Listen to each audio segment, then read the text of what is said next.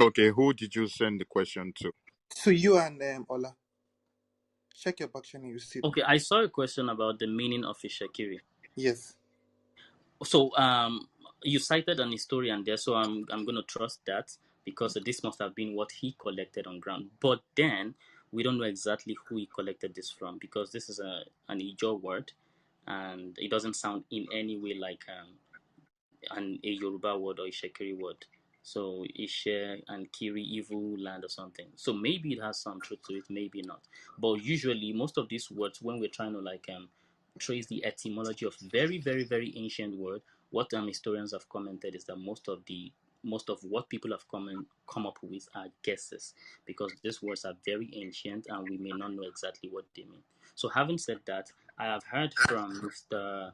A Akinola, one of the agitators of the Yoruba group, when Ishekiri people sent their delegates to the Ibadan rally. So they sent their delegate to the Ibadan Yoruba Nation rally.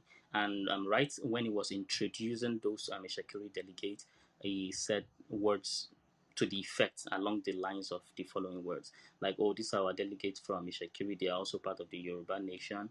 And Ishekiri said it means Ajishegiri. So that was the etymology he gave right at that point when those delegates were there, and there was no comment to refute that. And I'm sure he must have had some conversations with them prior to that. So I would want to say then that that seemed to me to be what is coming from the Shekiri people rather than what William Amor have gotten, which seemed to have been coming from the Ijaw people. But whichever one, whichever the case, whether they are Shekiri or the evil land, When you're done, Olabola, I would come into the question the young man asked. yeah. So whichever one is the case, then historians think these words are very very ancient, and we can only guess what they actually mean. Okay, so according to the Ishekiri themselves, the meaning of the name Ishekiri means blessings surround us. So Ishe in Ishekiri means authority, just the same way Yorubas will say Ashe. The Ishekiris will say Ishe. So Ishe means blessings or amen. If we were to go by the Judeo-Christian interpretation, right? Ishe would mean blessings or authority, right? And Kiri means around or surrounding. So Ishekiri means blessings surround us or prayers surround us. They say that's the meaning of what Ishekiri. That's what it means. That's what they say. Or prayer abound around us. So that's where the word Ishekiri, that's where it comes from. But the Ishekiris, what they actually call themselves in-house, they call themselves Iwere, right? They don't actually call themselves Ishekiri, they call themselves Iwere people. So, and that's where they say the name Wari came from, when it was recorded by the early Portuguese explorers, right? So Iwere kind of became corrupted, and with time it became Wari. But what they call themselves the Ira Iwere. Ira is like the people, Ira Iwere is like Ishekiri people, or if they don't call themselves that, they call themselves Otonolu, or they call themselves Ira Iwere, like I said earlier, which is like the Ishekiri people, or Otonolu, which is Ara, like, like Ara Iwere, Abi. yes, Ara. Okay, so Yorubas would say Ara, but the Ishekiris, they would say Ayiwere. Ira, right? Ira is like a people, right? So like for example, the Shekiris will call the other Yorubas, they call them Irauke, right? That's the people from the upland. So they Yeah, call we the call people Yorubas. from Ibadan, Ara Ibadan. Yes. So the Shekiris, you from Ibadan now, they will call you Irauke. So you came from Oke, you came from like upland area. So that's what they will call the other, Yorubas that come from the upland. They will say Irauke, Irauke, Irauke. And the other tribes around them who are not of Yoruba stock or Ishekiri, they'll call them Ira Jamina. So that's like Aja. In Ishekiri, Aja means a settlement or like a village, a small town, right?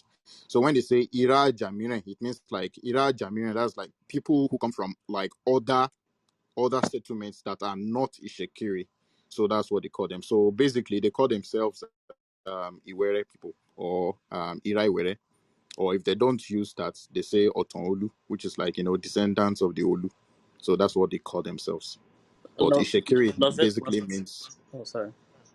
yes. Oh, I'm done. You can come in. No, you wanted to say something before Lovett. I just wanted to introduce Lovett. She wanted to say something. Okay, yeah. So I was just saying like Ishekiri means like, Ishe means like blessings. Blessings surround us. That's what Ishekiri. That's what it means. Thank you for that. Lovett, yeah, on mute. Oh, I was just saying, are you aware what that I was saying? I sent it to you as a message. Can you say that again? Milk. Go on. Are you aware? Instead of Shakira, you can say that too. I think she said Ali Were or something like that. So Okay, she sent to me AIYE space WERE. Iwere. Okay, thank you. Yeah, that Iraoke thing. So the people in the southern Yoruba land, I'm from the Lagos area, so we call people upland as well Araoke. People from Ibadan and yeah, upland Yoruba or your And we in Ibadan too, we call people from Okeigbo, all those Okeigbo, Ifon and all that, we call them Arauke also. Okay. So it just means if you're south of some and people, you call those them of Ishekiri too, they call you people from Ibadan people too. They call you Arauke. yeah. So if you're south of people, you call those two, you're not Araoke. And like that, like that. Interesting. Oh, okay, okay. So people from Nupe, Yoruba people generally call them Araoke or Ya. It's making sense now. Àwa nìyẹn o. I've been Hey, there. Chinana Babu. I've been Àwa there, right, nìyẹn Lodo? o. Àwa tápà ilé ìpè nìyẹn o. Araoke or Ya. Interesting. So does anyone else have, any questions? Or Olabola, do you have any other thing to say? I have a comment or question, so to say. And when you look at the dialect, tẹ́ bá wo bí èdè yẹn just like bẹ́ ṣe ń sọ ń sìn, kàn pé ara ní ìrá kankan bẹ́ẹ̀ yẹn. Kí ló fà á? Ṣé a lè sọ pé èdè ti àwa Ọ̀yọ́, torí Ọ̀yọ́ náà tún ní, ṣé Yorùbá èwo gangan ni èyí tó jẹ́ original ń bẹ̀? Ṣé ó evolve ni àbí why tí ó ṣe lọ lẹ́nu bẹ́ẹ̀ yẹn? Torí ìsìn tí ẹ bá gbọ́ orin àwọn bí àwọn South Americans yẹn, ṣe mọ̀ pé wọ́n máa ń sọ Yorùbá nínú gbogbo àwọn orin tó máa fi ń ṣe àwọn òrìṣà. Yorùbá ni àwọn orin yẹn. Wọ́n dẹ̀ mọ orin yẹn ní Yorùbá. Wọ́n lè má mọ ìtumọ̀ ẹ̀ gan, but wọ́n mọ àwọn orin yẹn tó máa ń kọ. Yorùbá wọn yẹn tẹ́ bá ń gbọ́ ó máa dàbí ancient Yorùbá ni, bẹ́ẹ̀ ló ṣe máa ń létí tèmi, èmi ń assume pé ó sound like bí almost like nǹkan tá a máa ń pè ní ègùn.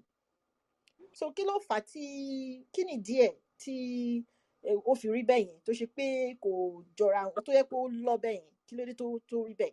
I mean, is it, we'll call it perhaps the dialect. What's responsible for that? So Olabola, do you want to go about that or do you want me to Please go. talk Yeah, first? I mean, only comment later. Okay, so languages diverge over time, right? Due to various factors.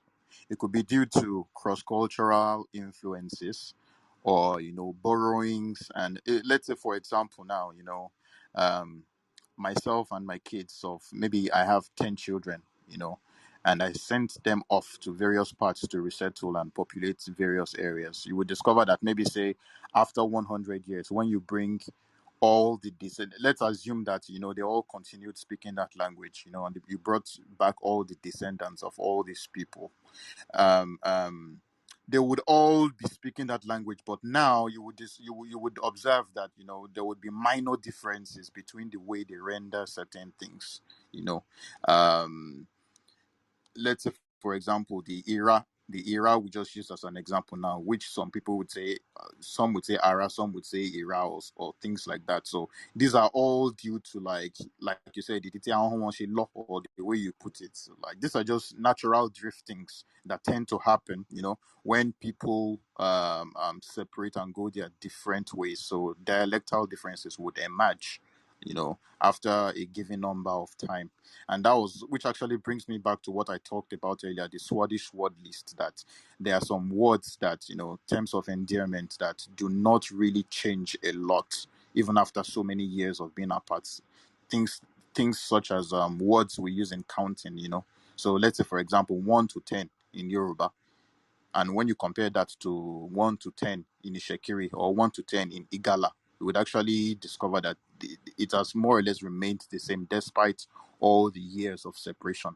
Also, like kinship terms like or parts of the body, you see that these terms, they don't really change that much, compared to like some other terms, maybe somebody has borrowed somebody from something from somewhere, or like maybe infusions from neighboring groups, or maybe just and also sometimes the populations can absorb other populations to their into the pool.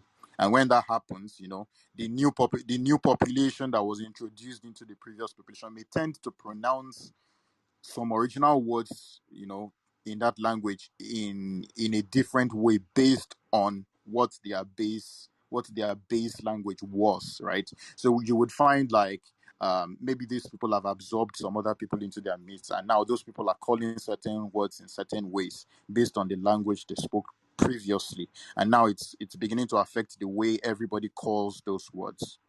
So things like that do happen. It's just basic human things that just tend to happen when people just splinter off, and then these differences start to emerge.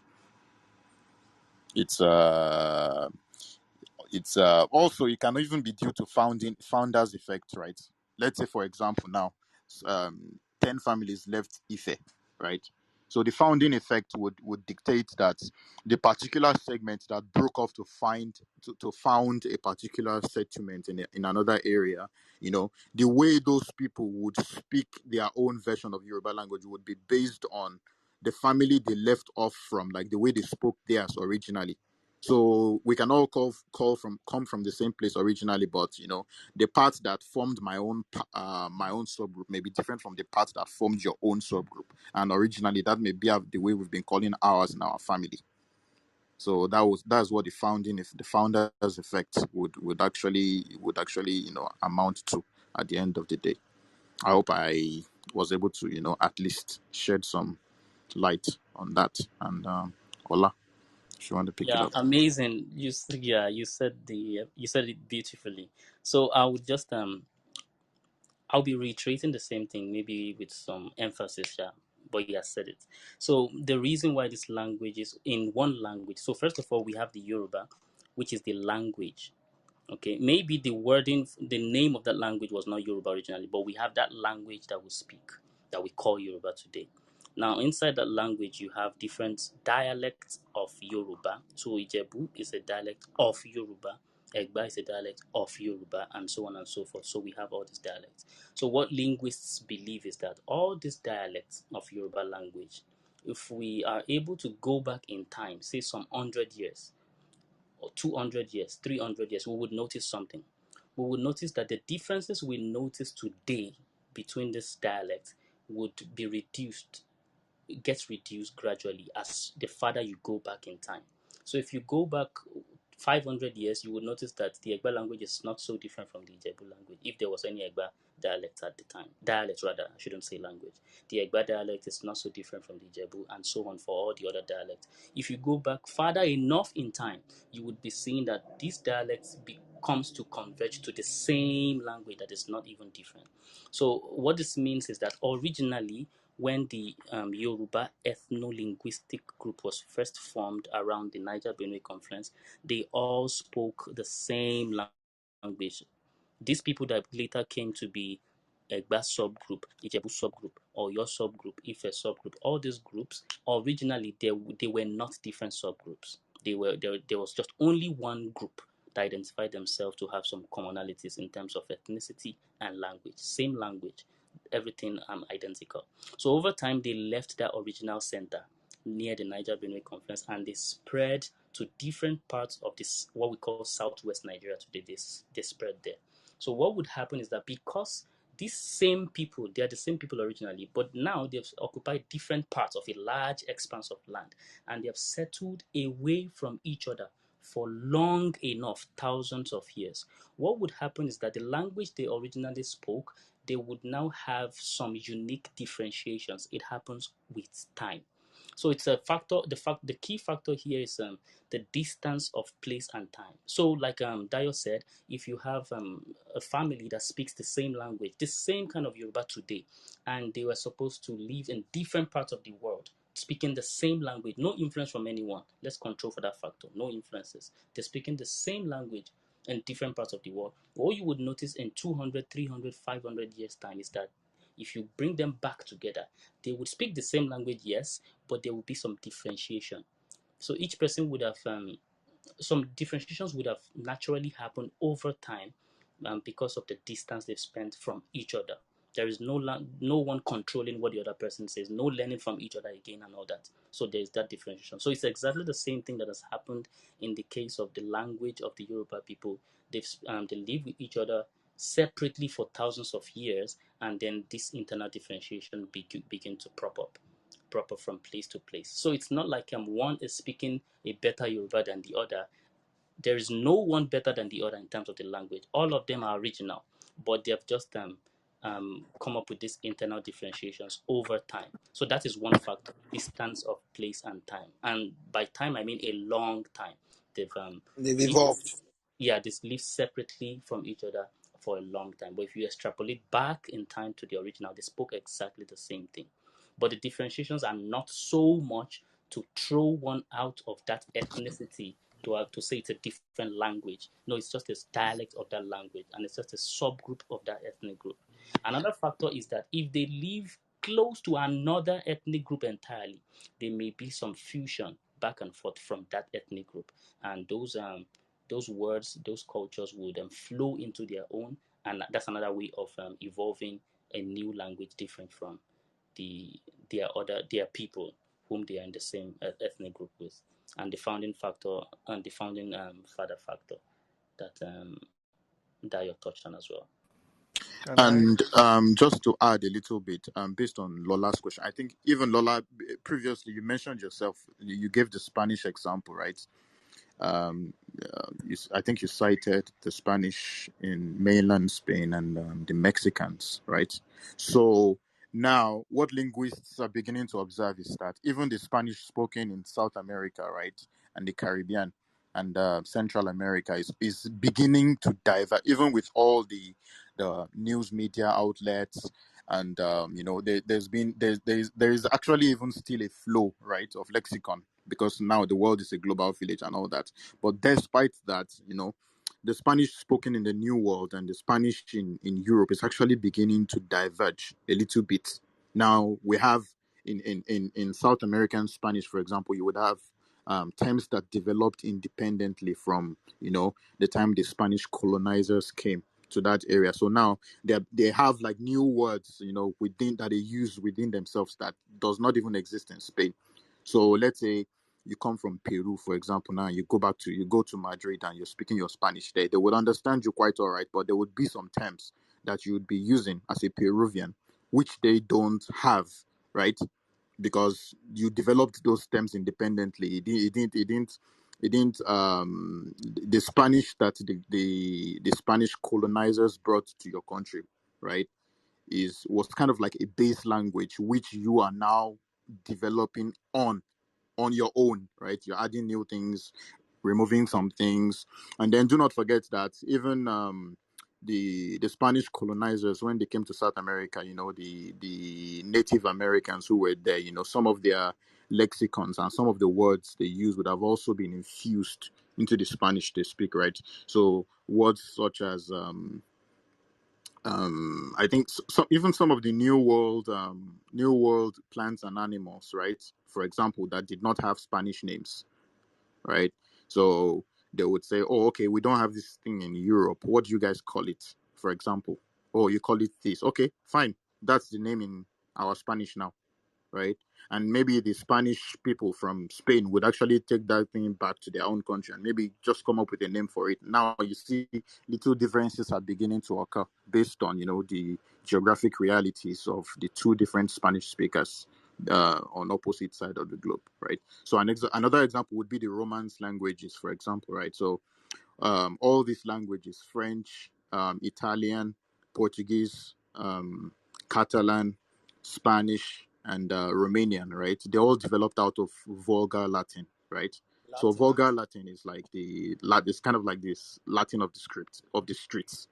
It's kind of like scripts. It's kind of like the Latin the common man speaks. So what happens is people would speak that Latin in different ways based on they were not, let's just say they were not speaking Latin properly, right? So they were kind of like speaking it in different ways. And then over time, like, with the fall of the Roman Empire, there was no central authority any longer. That was kind of like, um, um, there was no authority, there was no central figure. So what happened? Like all these areas the Western Roman Empire became balkanized, right?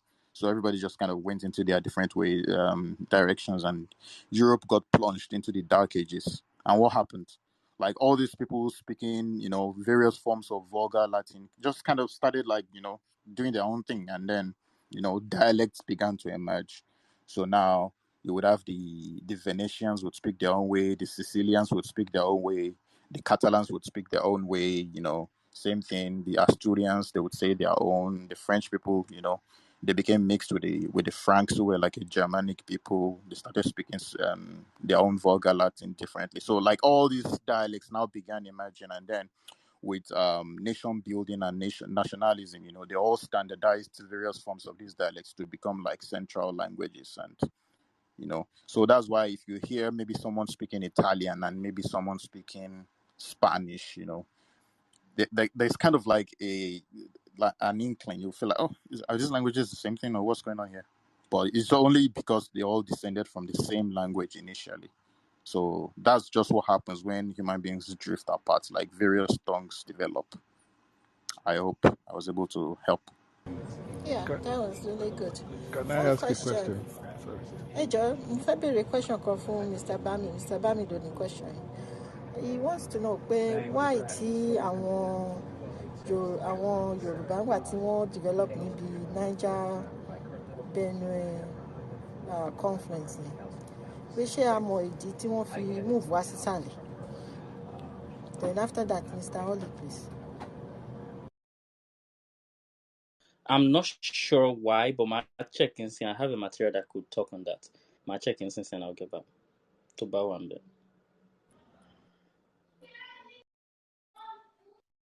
Mr. Holly, ẹ lè béèrè question yín why he's Yeah, looking for us. thank you, madam. My question is,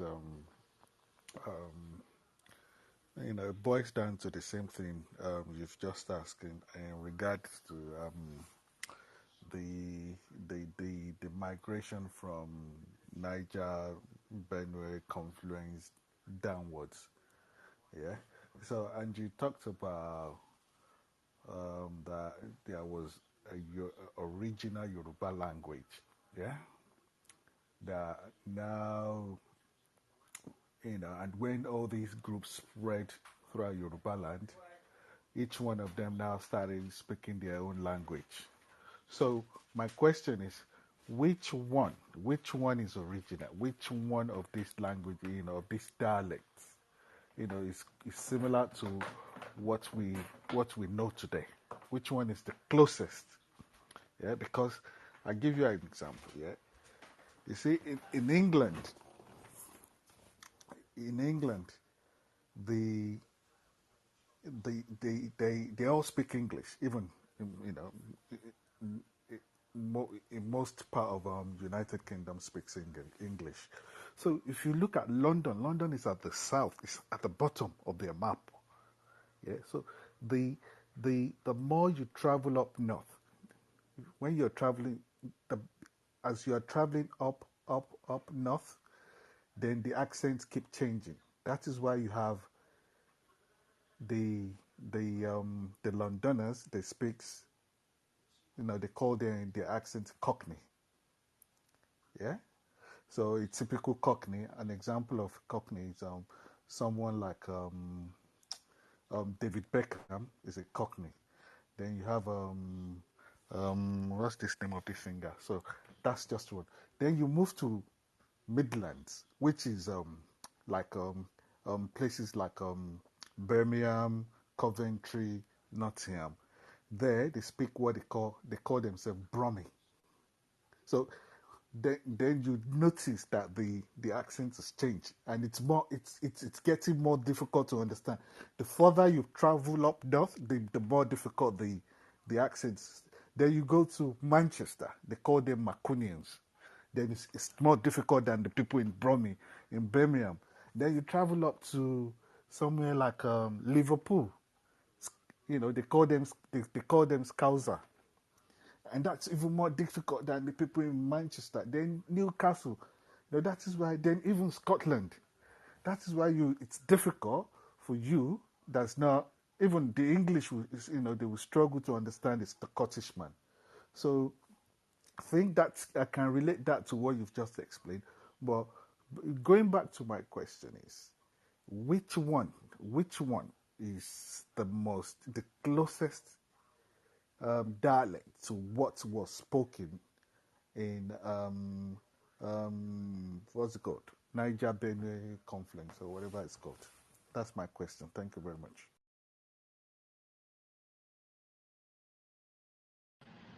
Mr. Ola, do you want to go? No, I don't want to go. Okay, I think I would attempt to answer the question. Um, so pertaining to the question about which particular Yoruba dialect is the closest to the original speech form which the people spoke before everybody went their separate ways.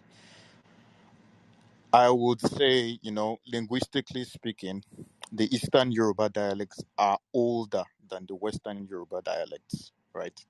Because the Western Yoruba dialects have some newer innovations that are not.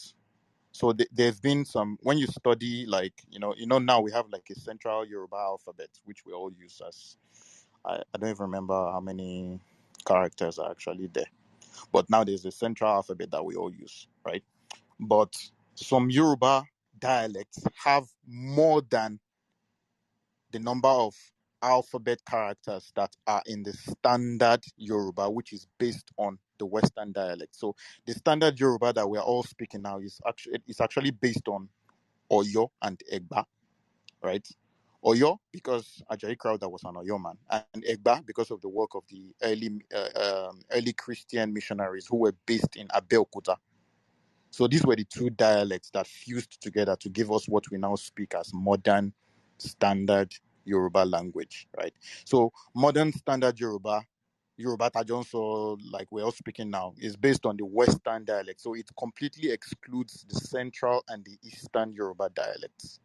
Now, if you go to the Central and Eastern Yoruba speech areas, you would find more alphabets that are not in the Yoruba dialect, the Yoruba alphabets that we all learn now in school. So alphabets like Gwa, GW, for example. In my dialect, you would find Gwa. Like for example, beauty, what you would call Ewa in Yoruba, we say Egwa, right? What you say we, like to bathe something or to watch something in water, we say Gwe, right? So if somebody wants to go and swim, you say Lugwe instead of Luwe, right? So we also have another one which is a fricative, which is GH. GH, right? Like when you want to say I like they, right? When you want to say I you want to say I Arauke, for example. We don't say I we say Aya, right? That sound may be hard to pronounce for people who are not actually used to, pronouncing those sounds. But like these are some of the extra alphabets that we have in Eastern Yoruba dialects that the Western Yoruba dialects don't have. Also, we have some words that we say. We can begin words with the alphabet U, right? in which I think the Ekitis also can begin words with you. For example, yam now, what we call issue, we say ushu, right? We don't say issue, we say ushu, right? House, which we call ile, we say ule or we say uli. So you will discover that the Western dialects show some certain innovations that are kind of like newer. These things are kind of like later innovations which occurred, amongst those groups. But the Central and the Eastern Yoruba dialects are older than the Western Yoruba dialects, because you would find more there are more phonemes in general in the way they speak, right? They have more ways to pronounce things, which in the Western dialects have kind of been reduced, or some things have been deleted altogether. So now going to the original question of which Yoruba dialect is closest to the what because linguistically, there's something known as PYIG. PYIG is an acronym for proto. So there's something called a proto language. So a proto language is a language that evolved and gave birth to other languages, right? So the proto language would be what it was before it became something else, right? So there's something called Proto Yoruba Itsekiri Igala, PYIG. This is what linguists, they've not been able to come up with any precise name for that language, but that's what they call it, the PYIG language, the Proto Yoruba Itsekiri Igala language, which was like the mother language of all Yoruboid people, right? This was like the mama. This was the language that gave birth to everything we're speaking now. Ekitio, Itsekiri, Ijebu, Ibolo, Igbomina, Ondo, Owo, Ikale, Anago, and the rest of them. That's the including mother Igala language. itself. Even including, that's why it's called Yeah. PYIG, Proto Yoruba Itsekiri Igala. It's not a name per se, because nobody knows exactly what that language was called. No one knows. But that's what linguists call that language, right? So the Eastern Yoruba dialects are closer to PYIG than the Western Yoruba dialects, right? So you would find commonalities, for example, between somebody who speaks Owo and somebody who speaks Ishekiri. For example, let's say the word for palace, for example, now. What they will say Agofin, right? Ishekiris would also call palace Agofin, but Central Yoruba, which is based on the Western dialect, will say Aafin. You will discover that there has kind of been a reduction in the way that thing is pronounced. Like, it has innovated a little bit. Some things have been reduced in the phonetic system. So that fricative, that ga is gone. It has reduced to a W, right? Or just totally deleted altogether to a double A. So now you have like a stretched A. You would say Aafin instead of Agofin, for example. So nobody knows amongst these Eastern dialects. Like, you can't actually say which one is the closest. But if I was to, nominate candidates, I would say you should look towards the Okun area of Kogi State. You should look towards the Owais of Kaba and the Jumus and the Yagbas. The people around that Kogi State who speak Yoruba language, I think you should look more, because they seem to be closer to where the original proto language was spoken. So obviously, like, along the route of the spread, the proto language speakers would have settled in those places longer than they got to the western parts of the Yoruba the Yoruba language speech area, right? And also, if you look at the nature of their language in that place, you would see that they have so many. Like, for example, they have the alphabet. In Yoruba language, we don't have pa as a phoneme, right? We represent pa with both p and both pa and pa. We just use p, right? But when you look at the dialect of the Jumus, for example, they have pa as a sound, and they also have pa as a sound, right? So they have more phonemes in their language, compared to some of us who speak like some newer innovations of Yoruba language, which in turn. So I would say the oldest dialects are the Eastern ones, and the youngest dialects are the Western ones. But now, like with what we have today, the Western dialects are the most dominant ones based on the course history took. So I hope I was able to, answer your question. That was huge, very comprehensive. Thanks so much, Mr. Dayo. I don't know why I avoid answering questions of that nature. So it doesn't necessarily mean that some people are older. They spoke the same thing, but the Western and Central have evolved, and the other dialects seem to have preserved the original one more than we have preserved. So another example I would like to cite, which Moti mentioned, really, Oni. Mr. Dayo, remember the example of Oni and Yeah, Ogon? oh, yeah, and Ogoni, yeah. Exactly. So Oni that we say today is an evolved form of the original word which the Ife people call the king. What evolved, but so they would say before Owoni, so would have preceded Oni, and I've seen that in written. And the Owoni itself would have been preceded by Orone, so the fricative Mr. Dai was talking about. And because the Okun people are closer to the confluence, they must have they should preserve the original dialect more than we have preserved it. Our dialects have evolved, and theirs seem. In fact, along the eastern lines, they Shekiri Sale. If you trace from that northeastern corner to the southeastern corner, their dialects seem to have been stable over the centuries, and while ours have evolved from what we all used to say before. And the question that was asked from Mr. Bami. So I'm going to be quoting from Professor Akinwumi Ogundiran. Is the Yoruba a New History, published 2020. So it says here, give me 1 second. Okay, so it says here, it has a table actually, and it says the pre-archaic period.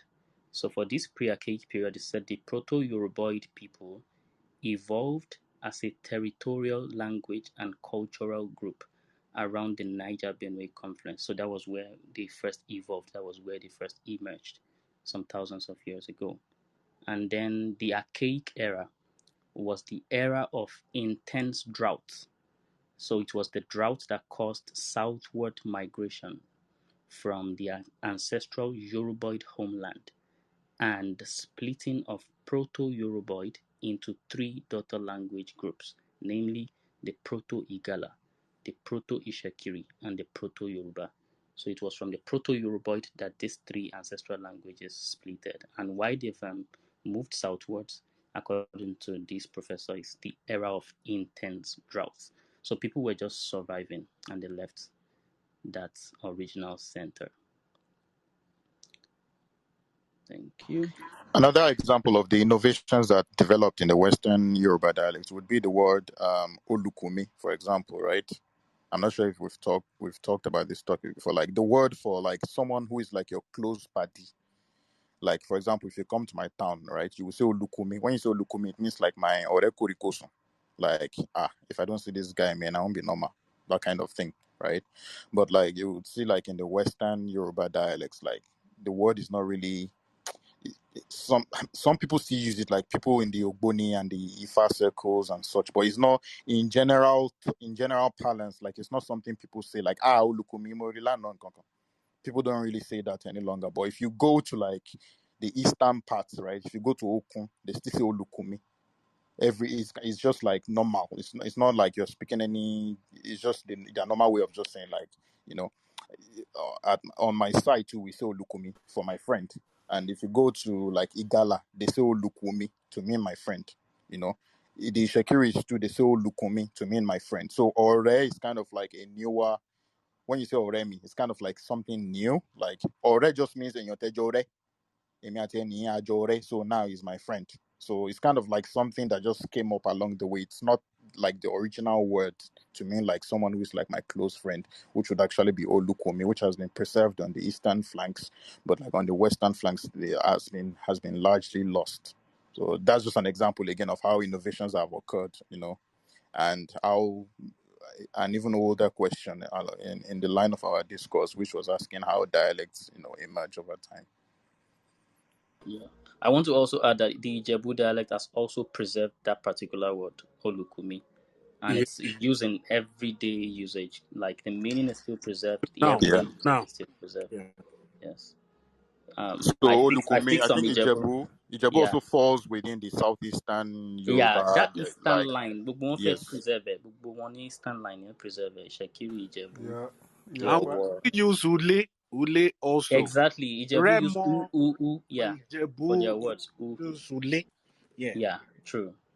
But we all know that in Yoruba, when you go to Oyo and you say Ule, people will be looking like you like, why Exactly. are you talking like that? Like, what's that? It's Ilejo. Why? Don't say that. It's Ile. Yeah. Alara oko de you. And actually Yeah, they will say you are bush. Like, don't talk like that. Speak the Yoruba. We know something. the the Oyo people must have originally Uli as well. They just didn't preserve that Definitely. It was because just lost. It everybody was an said the same innovation that thing. came up. Yeah. Yeah. Everybody spoke the Abi same thing. ushu. Ushu. Exactly. Even Exactly. today, Guys, some houses they will say Ule Baba something something. Right. Ule Baba. You know, I was talking to someone about this Yoruba tradition of Oromia going to Benin, and then he said Ile Ibinu. So I told that person like Oromia would never have said Ile Ibinu if that tradition was correct. He would have said Ile Ubinu, and they were like, yeah, Ule. Ule rather. It will be Ule first, and then Ibinu will be Ubinu. So they said, oh really? I'm like, yeah, that's the older Yoruba form. So everything just evolved, and the And do Eastern you know Eastern that people even the preserved. Ife people in Ife, the Ife people themselves in their own dialect, they don't call Ife. They say Ufe. Right, they say Ufe, right. Ufe is not Ife. It's Oyo Yeah, people that say Ife. Ife Ife, is true, Ufe. That even the true, Ife people, that's what they call themselves, the Ufe. true. So You know, Ife is an Oyo balance, like is a Oyo Egba that exists, a in modern Calabar. Oyo, so to speak, not even the classical Oyo. Oyo would not have even said Yes. Ife in the olden times. It's just new for everyone. So from Ijesha down to Ijebu eastwards, like they have that U thing going on, right? Yeah, Ijesha will right. say they will call themselves Ujesha, Ujesha Nimeri kind of thing. I'm Ijesha. Ekiti too, the same thing. All the entire Ondo state, too, same thing, and in Ogun State, the Remos and the Ijebus, the same thing. Down to the Ijebus of Lagos, the Ikorodu Ekpe side, right? So these Mm-hmm. are the eastern flanks of Yoruba. So could it be that it came from, when the Europeans were, when they were forming those alphabets for us? Because it seems like everything that starts with E, like Ile, is supposed to be like U. Like, I mean, maybe it was originally like U. Then I also want to know, what do you guys think about the C, for example, which is the S, okay? Because èmi ń sìn Ìbàdàn ni mí. Ṣé mo pé téèyàn bá fẹ́ sọ èdè Ìbàdàn dáadáa, ẹ máa sọ sọ́ra rẹ. Now, when you speak like that now, people will people will just make fun of you pé èèyàn ń sọ èdè. When they were expected to say ṣọ́ra rẹ, it becomes sh now instead of. So tẹ bá gbọ́ tí ọmọ Ìbàdàn gangan bá ń sọ̀rọ̀, tí ẹ̀ bá ń sọ̀rọ̀, wọn á ló ń rán Ìbàdàn lẹ́nu. Because the tones is more sharper in a way. I can't even think of bí orin tí Barrister sọ yẹn sọ pé kí ni so Like so for sure. ẹran síkìn, things like that. Kúsìn síà, that C is different from bá ṣe ń sọ ọ́ sìn, I guess style náà fi ń sọ ọ́ sìn àti àwọn ṣé èdè. ṣé nǹkan tẹ́ ń sọ ohun sista Bukky ṣé kì í ṣe accent làwọn èèyàn fi ń sọ torí pé accent yàtọ̀ sí tẹ́ bá ń bú àwọn ará Ìbàdàn ẹ ra bú wa díẹ̀díẹ̀ accent wa ni kì í ṣẹjọ́ wa. Èmi ò ń ṣará Ìbàdàn, ọmọ Ìbàdàn lèmi. Ìbàdàn so tó bá ṣe pé Ìbàdàn lẹ́yìn náà ẹ bọ́ wí kẹ́ kájọ dà kalẹ̀ fúnra ibi wa. òun náà mò ń bá yín sọ òun náà mò Ó ń sọ yé mo ní ẹ mi. rọra bú wa. Àti ààrẹ náà gbọ́ èdè Ìbàdàn máa ń jáde lẹ́nu wọn. Wọ́n máa ń sọ mèbó gan-an nígbà míì gan. Ọmọ Ìbàdàn ni mí o. Ìbàdàn ẹnu dùn ju yọ àbí ṣé Ìlọrin nìyẹn? Níkọ̀ rò pé Ìbàdàn kó má dà pé Ìbàdàn mèsì ọgọ. wá ti ṣí ni. accent wa ni accent wa ni. Okay, that's So I fine. think to answer that question, right? The linguists have identified three different forms of that sound in the Yoruba speech area, right? So, the Ibadans they say si, for example, if they want to say Ọlọ́run ṣọ́ wa, they say Ọlọ́run á ṣọ́ wa o, something like that, right? The Ibadans they would talk that way, and then the majority of the Yoruba people they will say she, they say she, right? And then there are some dialects of Yoruba that say chi. ẹ ṣe bóun náà la àwọn kan sọ pé òkè Yorùbá nation okay so Yes. so tá a bá là ń jà fún Yorùbá nation sìn, so ṣe máa bú wa nítorí pa ní Yorùbá nation. Well, Yoruba nation, that's kind of like an Oyo thing. So majority of Yoruba people will say Yoruba nation, right? You people will say Yoruba nation. In Yara Ibadan, you say Yoruba nation. But, you would be surprised that within the Yorubas, there are some people that would actually say Yoruba nation, right? Like in my town, we would say Yoruba nation. So there is cha, there is sha. It's not Ibira, it's not in or what we have cha as a sound. That's part of what I was saying about certain dialects preserving certain sounds that have been lost in others, right? Also, if you go to the extreme west of Yoruba land, those Yorubas in Benin Republic, for example, right? If they want to say Asha Yoruba, they will say Acha Yoruba. Or if they want to say Asha Ibile, they will say Acha Ibile. So now we've identified those three sounds. There's of pronouncing certain words that are the same. So some would say cha, some would say sha, and some would say sa. Right. So when Ajayi Crowder was actually confounded with this problem when he was trying to find, I think at the conference of Yoruba language orthography, which was held in 1950 something, they were actually faced with this problem. Like, okay, so these three sounds, which one should we actually use? We know that the standard Yoruba on which we are basing this thing on would actually say C, but the majority of Yoruba people do not seem to pronounce this sound like that. So which one would we use? So they picked the intermediate form of the sounds that was found amongst the Yoruba people. The intermediate form was the sha, which is halfway between sa and cha. So they used that as kind of like, okay, fine, let's say sha kawa yondi, kawa make any an alphabet, and sa akoma make any s. So the people who are saying sa will continue saying their sa, and the people who say sha will continue saying their sha. And now the people who seem to be left out are those who say cha. But story for another day. Yeah. Going back to the Lukumi bit, yeah. I remember growing up, my mother's friend used to call her. Can you guys hear me? Yeah. Yeah. So God. my mother's friend used to call her Olukumi Olukumi, and I used to wonder, so what's that? What's that? Well, now that you've mentioned it, I didn't even bother to ask her what does that mean. So now that you've mentioned it, actually reminded me of that. So that brought me to another question.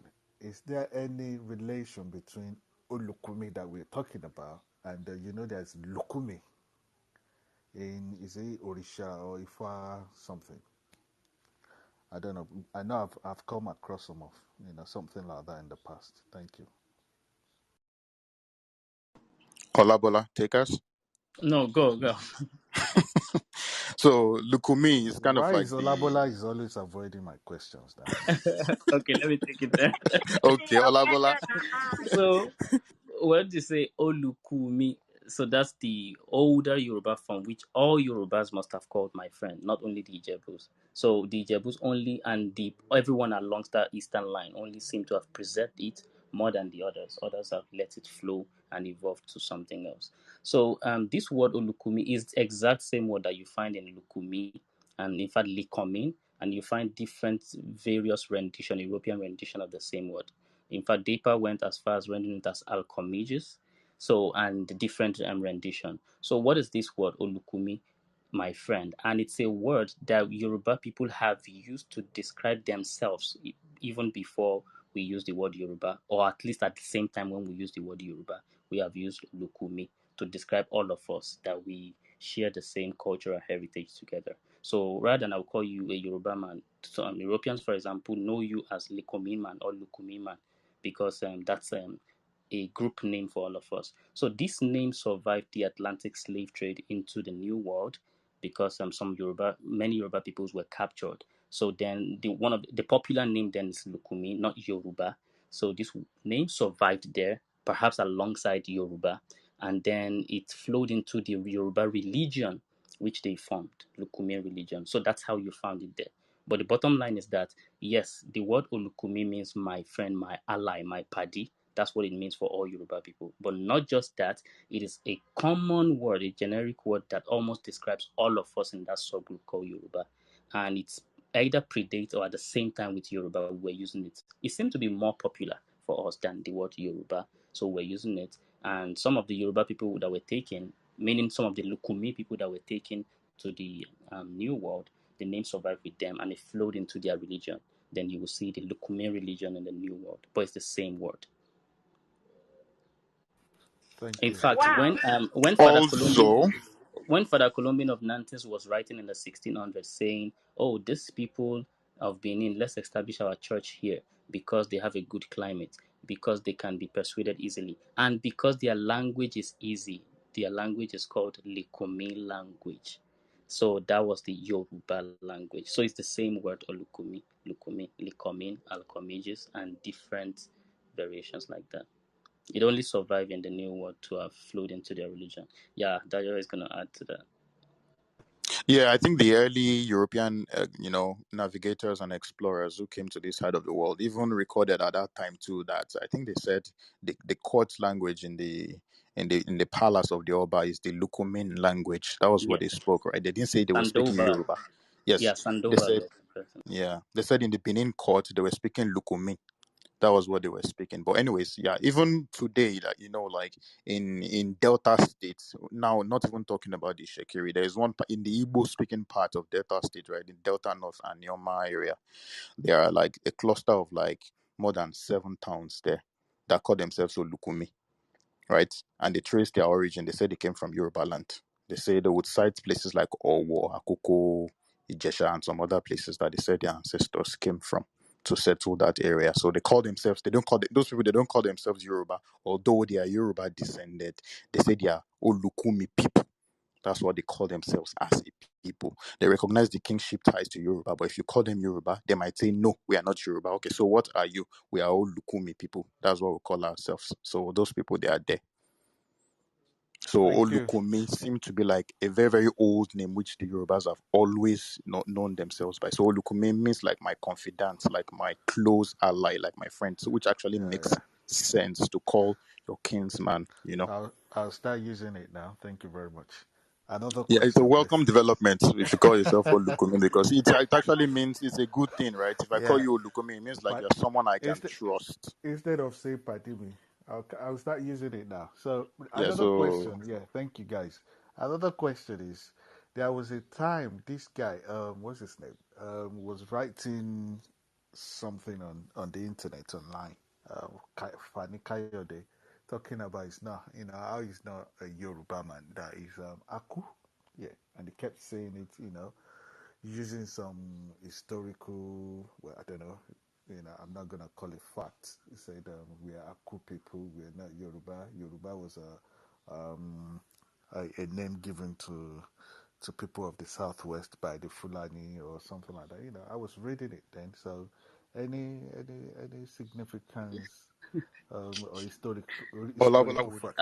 I like to I take mean, I we've like to take this one yeah, because Olabola, it you want gets me emotional, it gets me angry, so I like to because take it. it totally falls. I can Yeah, understand because I yeah. speak Fulani language actually. So and I don't know Yoruba means nada, but Olabola, I'll let you go.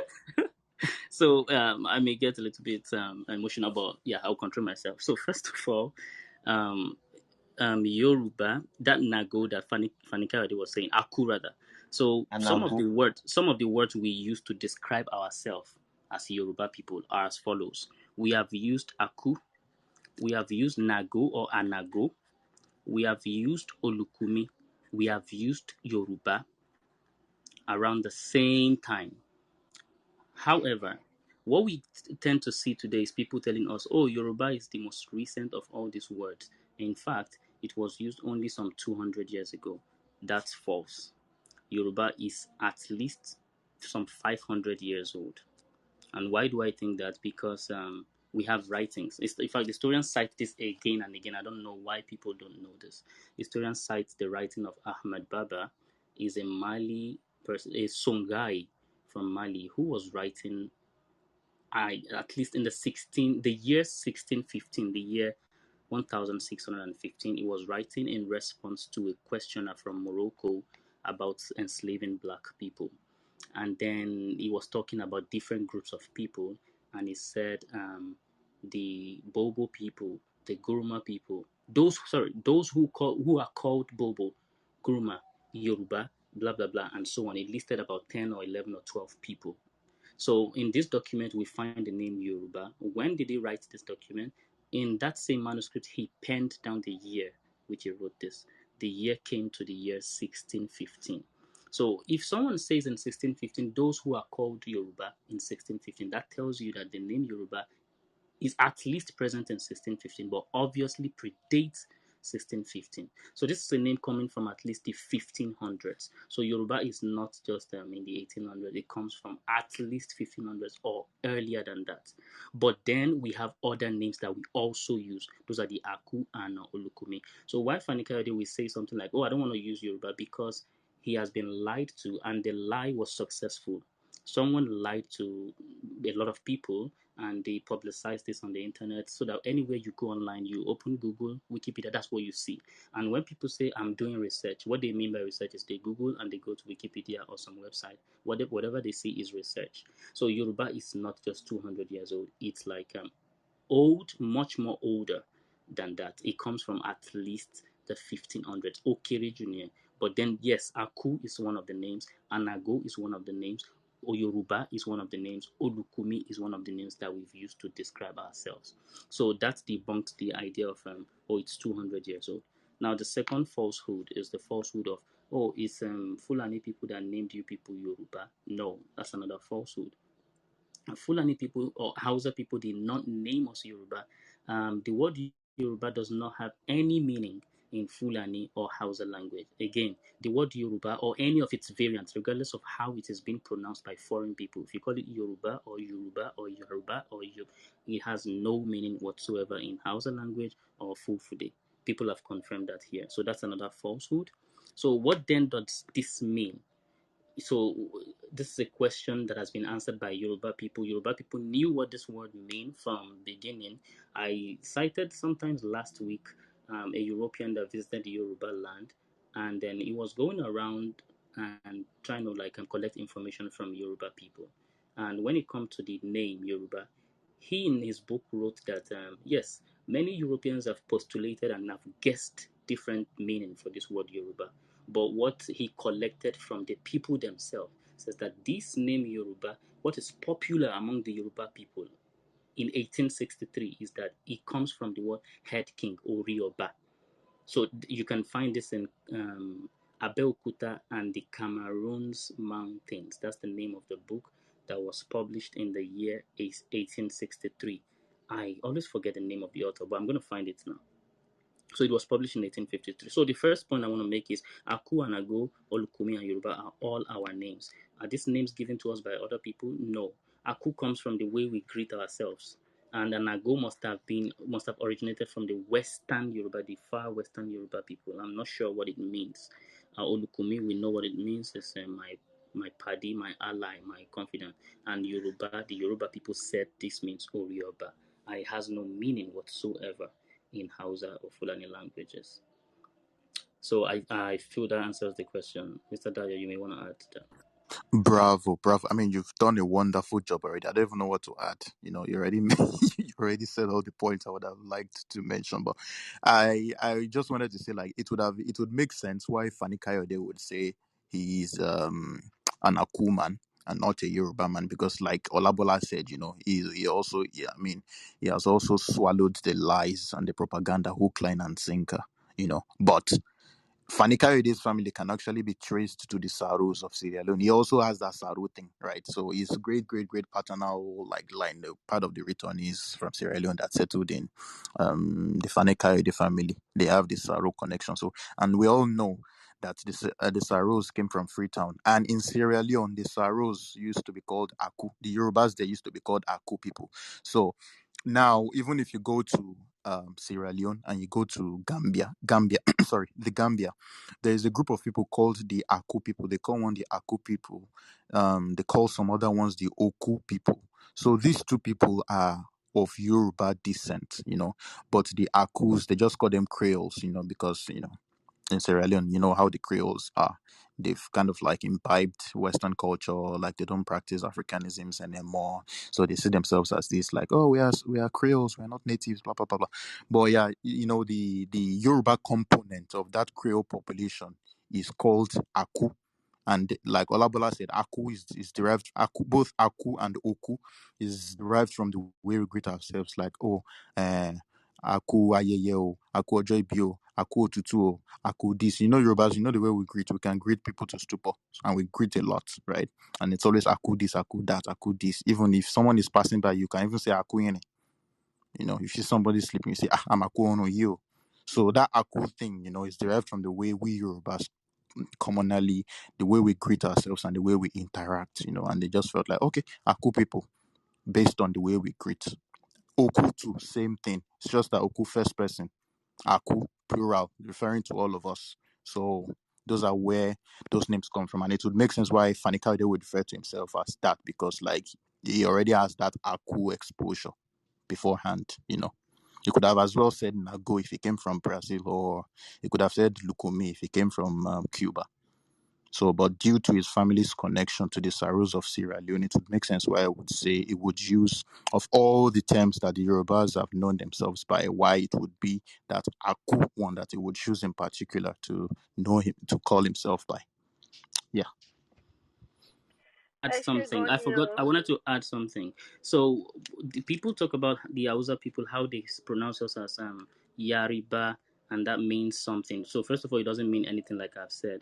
But Yariba that they say, or Yaruba or Yarba, is just their own way of articulating, attempting to pronounce the word Yoruba. Yes, they can pronounce it now today, but olden people tend to have their own unique way of trying to articulate the name, which are not natural to their own tongue.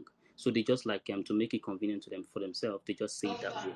And particularly when they write down, they can't write yo.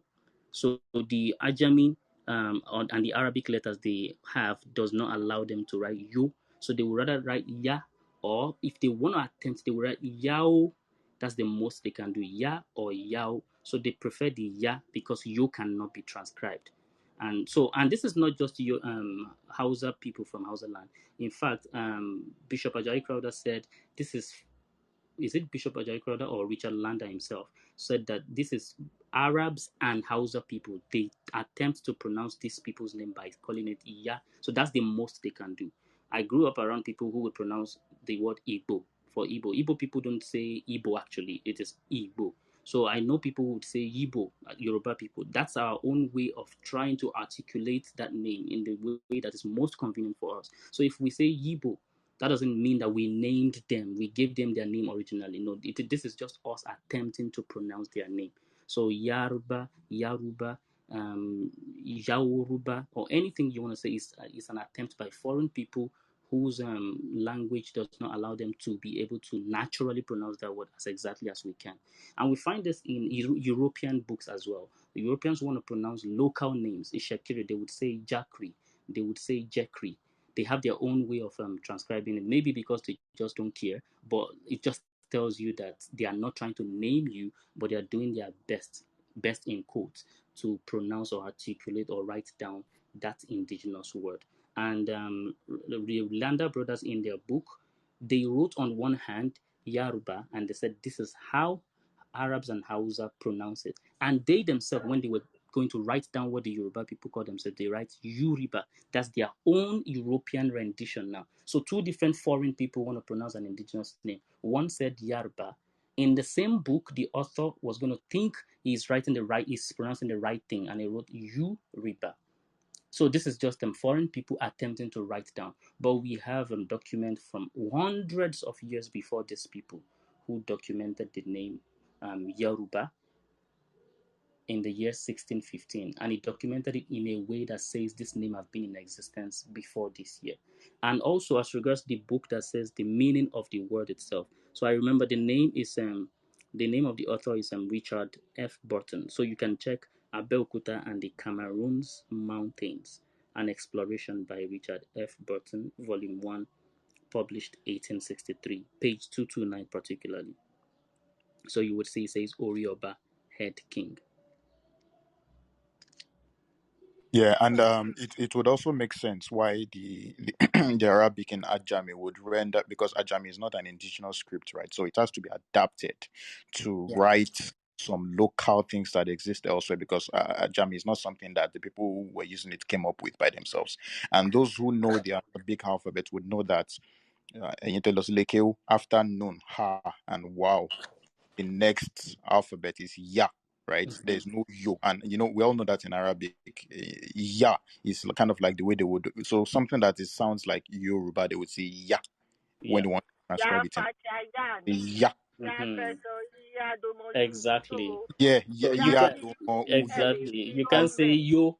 The most you would do is to say ya fatia ya, you can then a say Ya, wow you can sukun. say Yi, and you can say You. Uh-huh. You can say Ya, Yo, You. So, yeah. They can have ya fatia ya and a wow sukun. The wow sukun will go yau, but never yo. So the most they can do is yau, but they will first pronounce that ya. There is no way. So you can't have yo. So that's just it explains why their tongue and their writing system would conform to that pattern of pronouncing our own name. So, but it is nothing about the naming them. The name has been in existence before those writings, many hundreds of years before, and we named ourselves. Yeah, So it Thank means head king, Orioba. yeah. I can read What? that The section. head, the head king at Oyo. Yeah, can I read it? So it says the word Yoruba has, as might be expected, been identified by the ethnological socialist with Europa.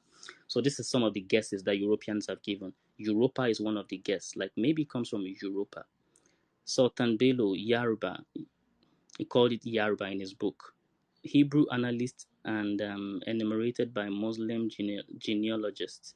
Mr. Bowen derives it from Goru, which in Fula means river, and Ba or Ba. So this is another person, Mr. Bowen. He is sensible enough to place little confidence in his own philology, and for the most part, Ba as in Joliba and Bafing is believed to be an African corruption of the Arabic Bar, a sea. The popular derivation of Yoruba is Orioba, head king. So he first of all went through what Europeans and foreign people think, but he's now coming to the conclusion of what the people say popularly amongst themselves. Orioba, head king.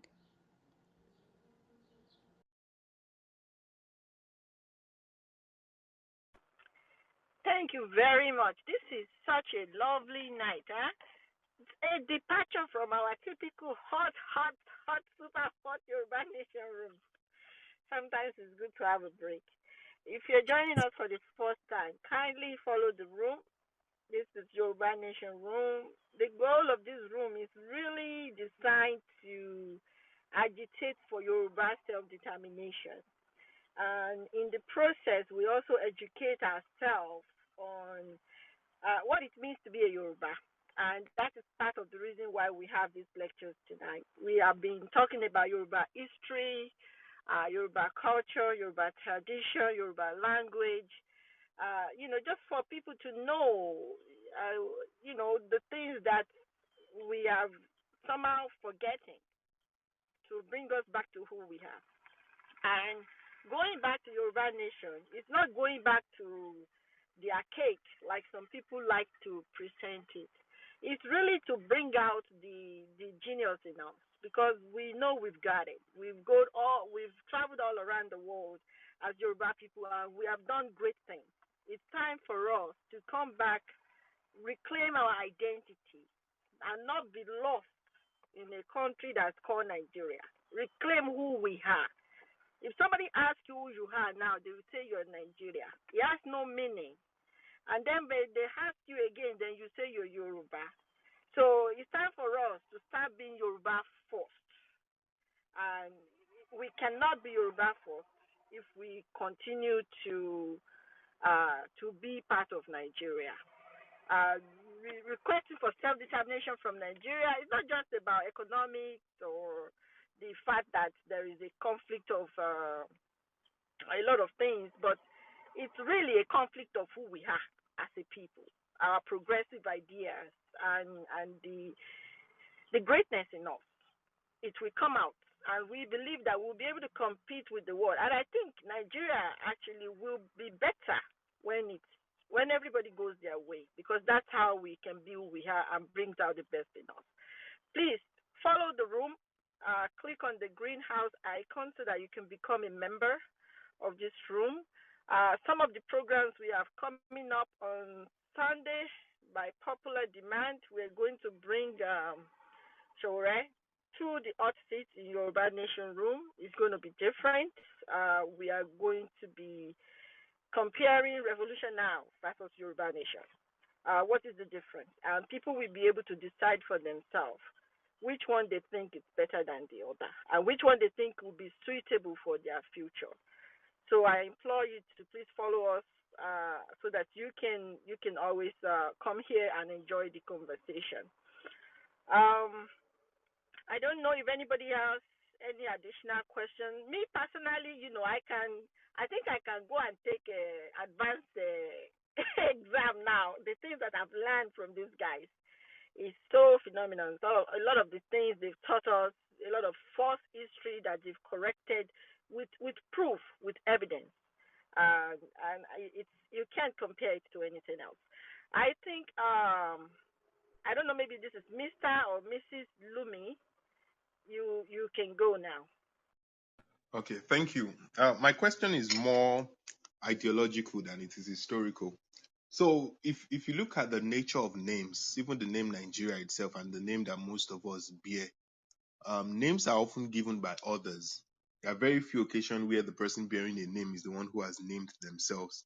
So my question is, does it really matter whether the name was given by others or whether the name originated from we ourselves? And if so, what's the significance of that? It's not about whether it matters. Lumi, It's about the fact that we named ourselves Yoruba. It's as simple as that. it's not So, even about where the name came from. Like, it's like, so so the question of if it matters or not does not, it's not even a thing here, because we were actually the ones who have even named ourselves that, right?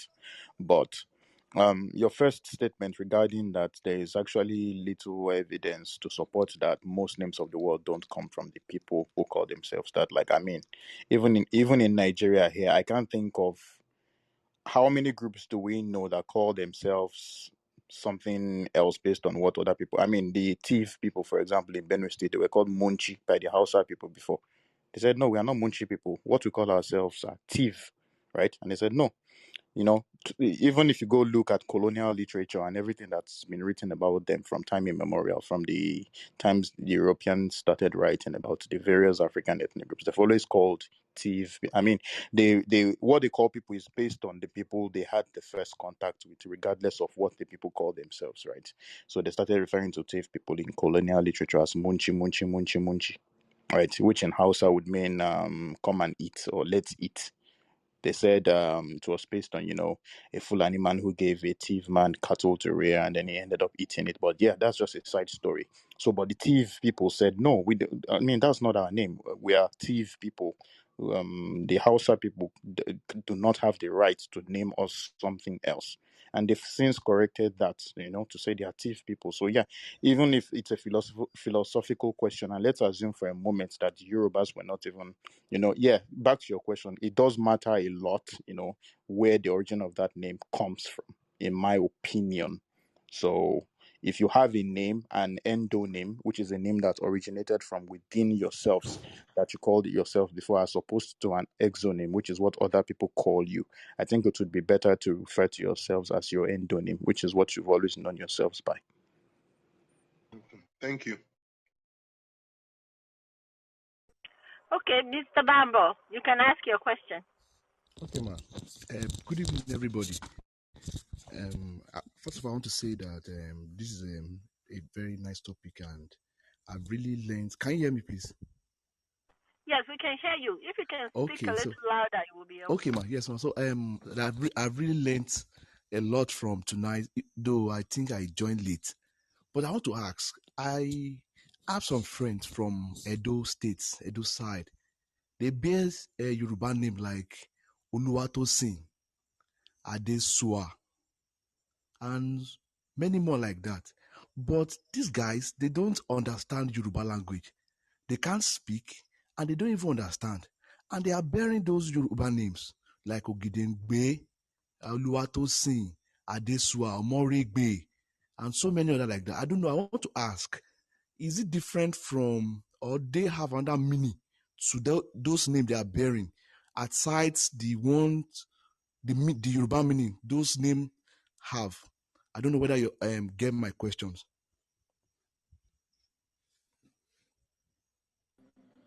Okay, Mr. Dayabi, you want to go on? Yeah. So, okay, I think I'll attempt to answer the question. So, names are there's something known as lateral influence of culture, right? Which is based on diffusion of culture from neighboring groups into adjacent groups that border them, right? So when you see someone from Edo State, for example, bearing such names, and you look at the area within the state where they come from, you will see that most of these areas are kind of like areas that border like the Ondo axis, right? So along the course of history, there has been various, infusions of what I would call Yorubaisms, into the cultural pool of these people. So sometimes, also, some of these names also have historical antecedents to it. So for example, most of the early Christian missionaries that evangelized some of these places, the CMS pastors, the Anglican Church, and a lot of these people actually came from Yoruba land, right? So when they came to those areas to evangelize, like for example, there's an area known as Akoko Edo in Edo State, right? So a lot of the evangelizing force, the people who made up the bulk of the clergy were Yoruba preachers, Yoruba clergymen. So sometimes, when they got to these areas, the people would say, maybe people who had a kind of like impact to them or people they admired, they would just, I don't know, they would just name their kids those people's names. Also, there's also that as well, right? Also, when these people came to those areas, they also established, we all know in Nigeria that most of the early schools that were established in various parts of the country actually came from Christian missionaries. So some of the very first educating platforms that existed in in the Western sense anyway, that existed in some of these communities, right, came directly from Yoruba land. So the same people who were like the priests would also double as the principals in these schools, like the headmasters and stuff, right? So we all know that the church and the school were kind of like intertwined in Nigeria, even across the world. So a lot of these people, maybe people who were like head teachers, people who were like principals, authoritative figures in schools, things like that. So some of these people took up names of, teachers they admired. Some of them took up names of like principals they admired and things like that.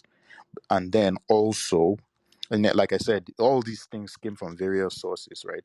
During the Ekiti Parapbo, Kiriji, also known as the Kiriji War, you know, during the time of Ogedengbe. So Ogedengbe actually waged his war.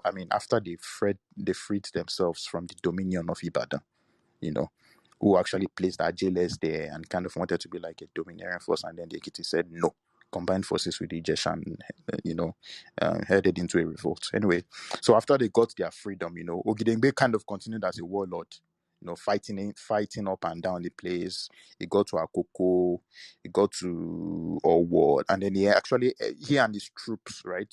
They actually penetrated into Edo State, right? Most of those bordering areas, right? So a lot of the Ogedengbe troops like that came from further west would actually settle down within the people and intermarry with them. So you also have that. So they would pick up the last names of these Yoruba people that have also melted into their community.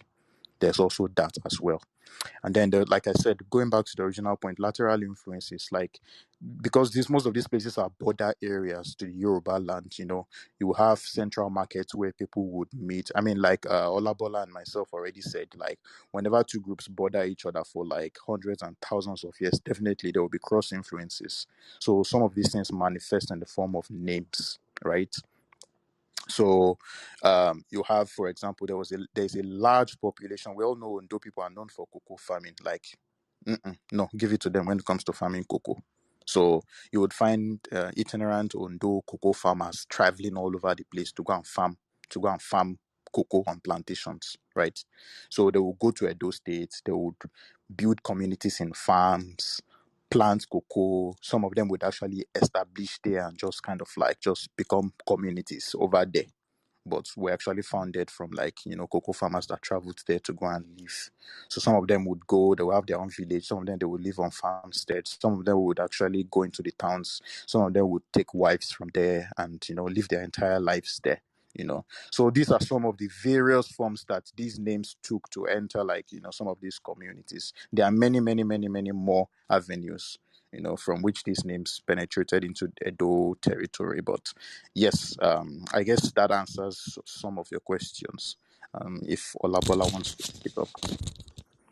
Yeah, you've touched most of the points. So one more thing I would add is that there's a specific historical connection at a particular historical timeline in the history of the most important monarchy in where we call Edo States today. That's the Benin Kingdom. So this was a time when the Yoruba prince went to rule, and there's a lot of Yoruba influence that came at that particular point in time. Prior to that point, the Edo people have been living side by side with the Eastern Yoruba people. So there must have been some cultural exchanges before Oromio. And when Oromio came, the Yoruba influence became even more pronounced in the wider Edo community, because now at the heart of the Benin kingdom is the Benin city where the capital is. And this is the most important monarchy. So a lot of influences came from there. The palace spoke Yoruba, even though they have their indigenous language. The people had their indigenous language, but this Yoruba group that came from Ife spoke Yoruba, and Yoruba became very popular in the whole of Benin City, not only the capital now. So this is something people want to pride themselves with. Oh, I have a Yoruba name and all that. So that's another area of influence. And in fact, not just Benin City and Benin Kingdom, most of the coast was said to have spoken Yoruba, at least in the 1600s. Sandoval recorded the palace speaking Yoruba. The Father Colombin of Dantes recorded the Benin people speaking Yoruba as a lingua franca in addition to their own name. And one other source, I think Dapa, also had reports of people along the coast all the way to Benin Republic side speaking Yoruba, even though they had their own indigenous language. So this was a language at a point in time where people want to associate themselves with, and we understand how they may, for that reason, want to name their kids Yoruba name, even though they themselves are not originally Yoruba. And just to add something again, like what Olabola just said, that they themselves are not actually Yoruba. There are actually some towns and villages there that are actually Yoruba. Yes. They are like actually Yoruba. A good example would be a town in Ovia Southwest local government council of Edo State, known as Egbeta.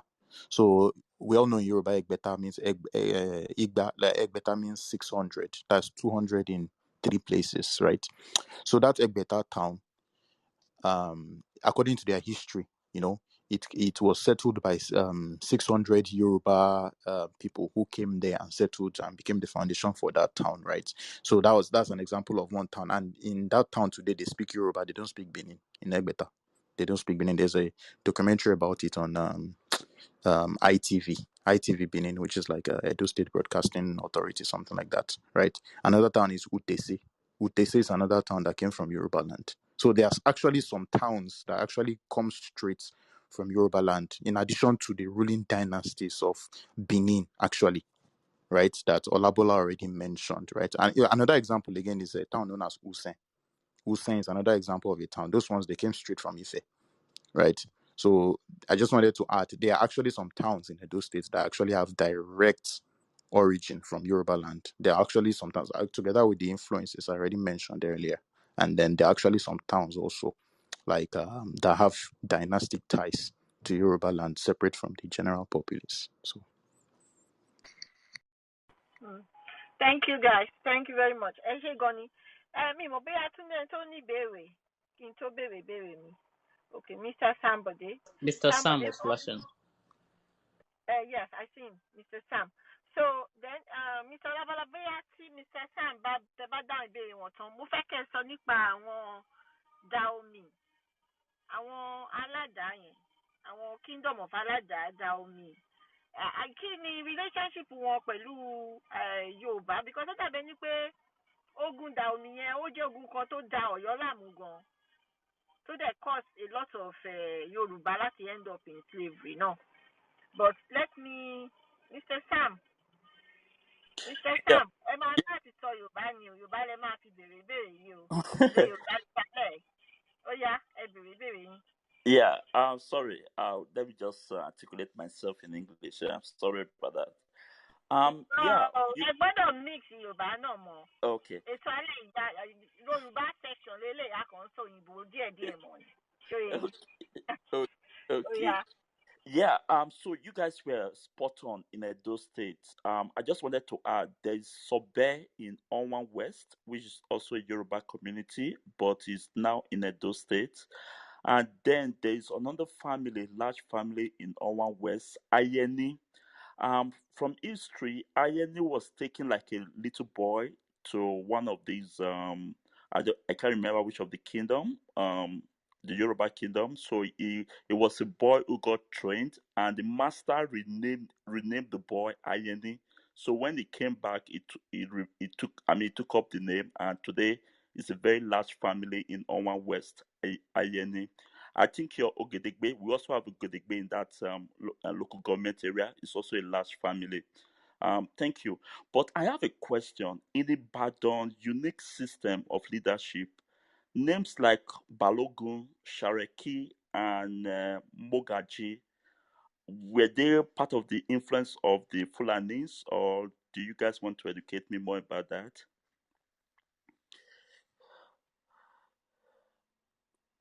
I don't know. Balogun sounds very much like Yoruba word. In fact, not very much. It's a Yoruba word. Seriki and Mogaji, for example, I am not so sure, and not so sure if that's Yoruba, but it sounds Islamic. So we have to differentiate what is Islamic from what is Fulani. Fulani is the culture that adopts Islam as a religion.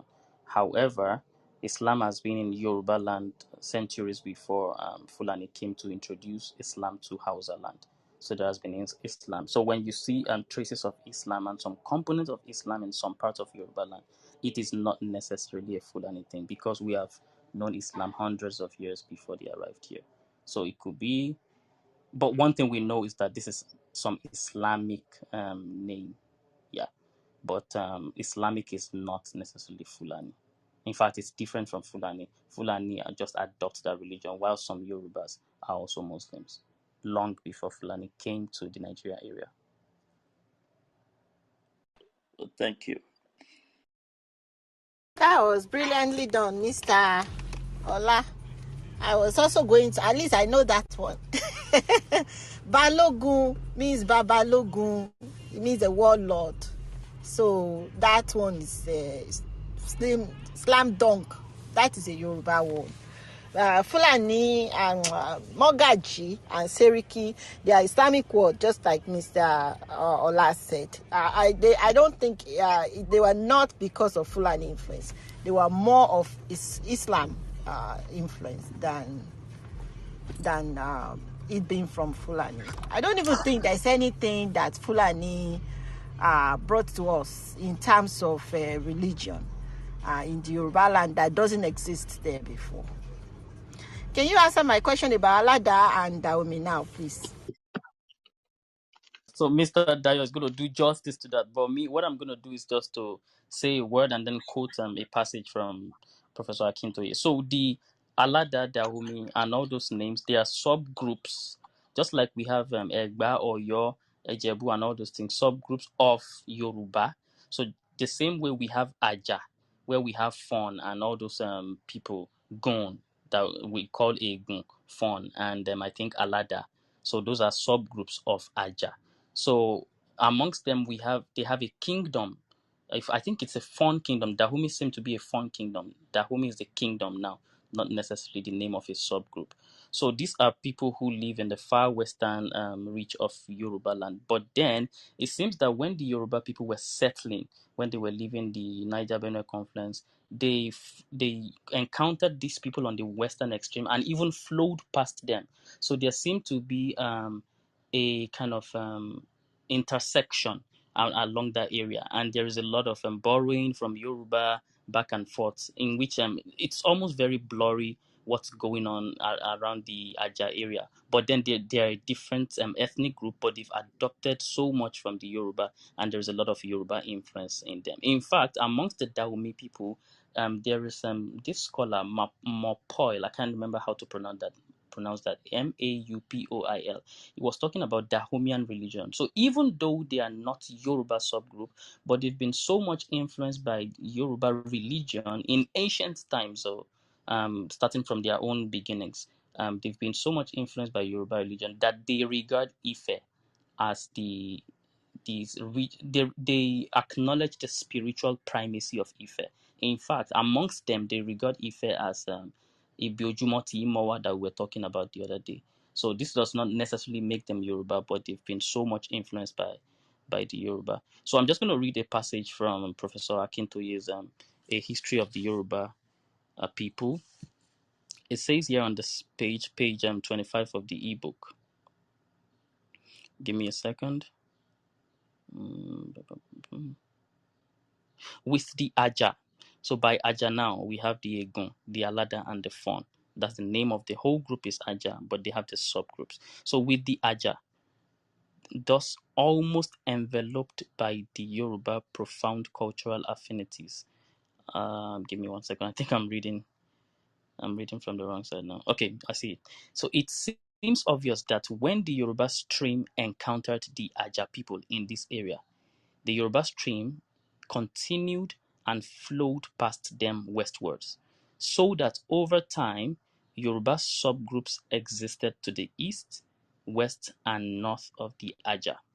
With the Aja thus almost enveloped by the Yoruba, profound cultural affinities further developed between the two, with the smaller in bracket the Aja greatly influenced by the larger in bracket the Yoruba, influenced in language, religion, and social and political institutions.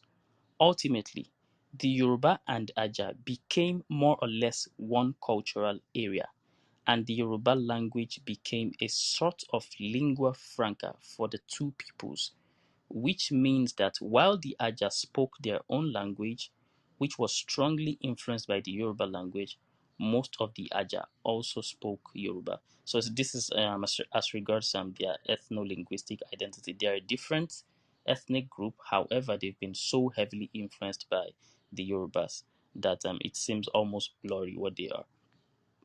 So they've been influenced in terms of religion. So when Dahomey Kingdom was formed, I think Oyo Empire has some interest in that area, and this led to some clash of interest between Oyo and the Dahomey people, and then the Dahomey had to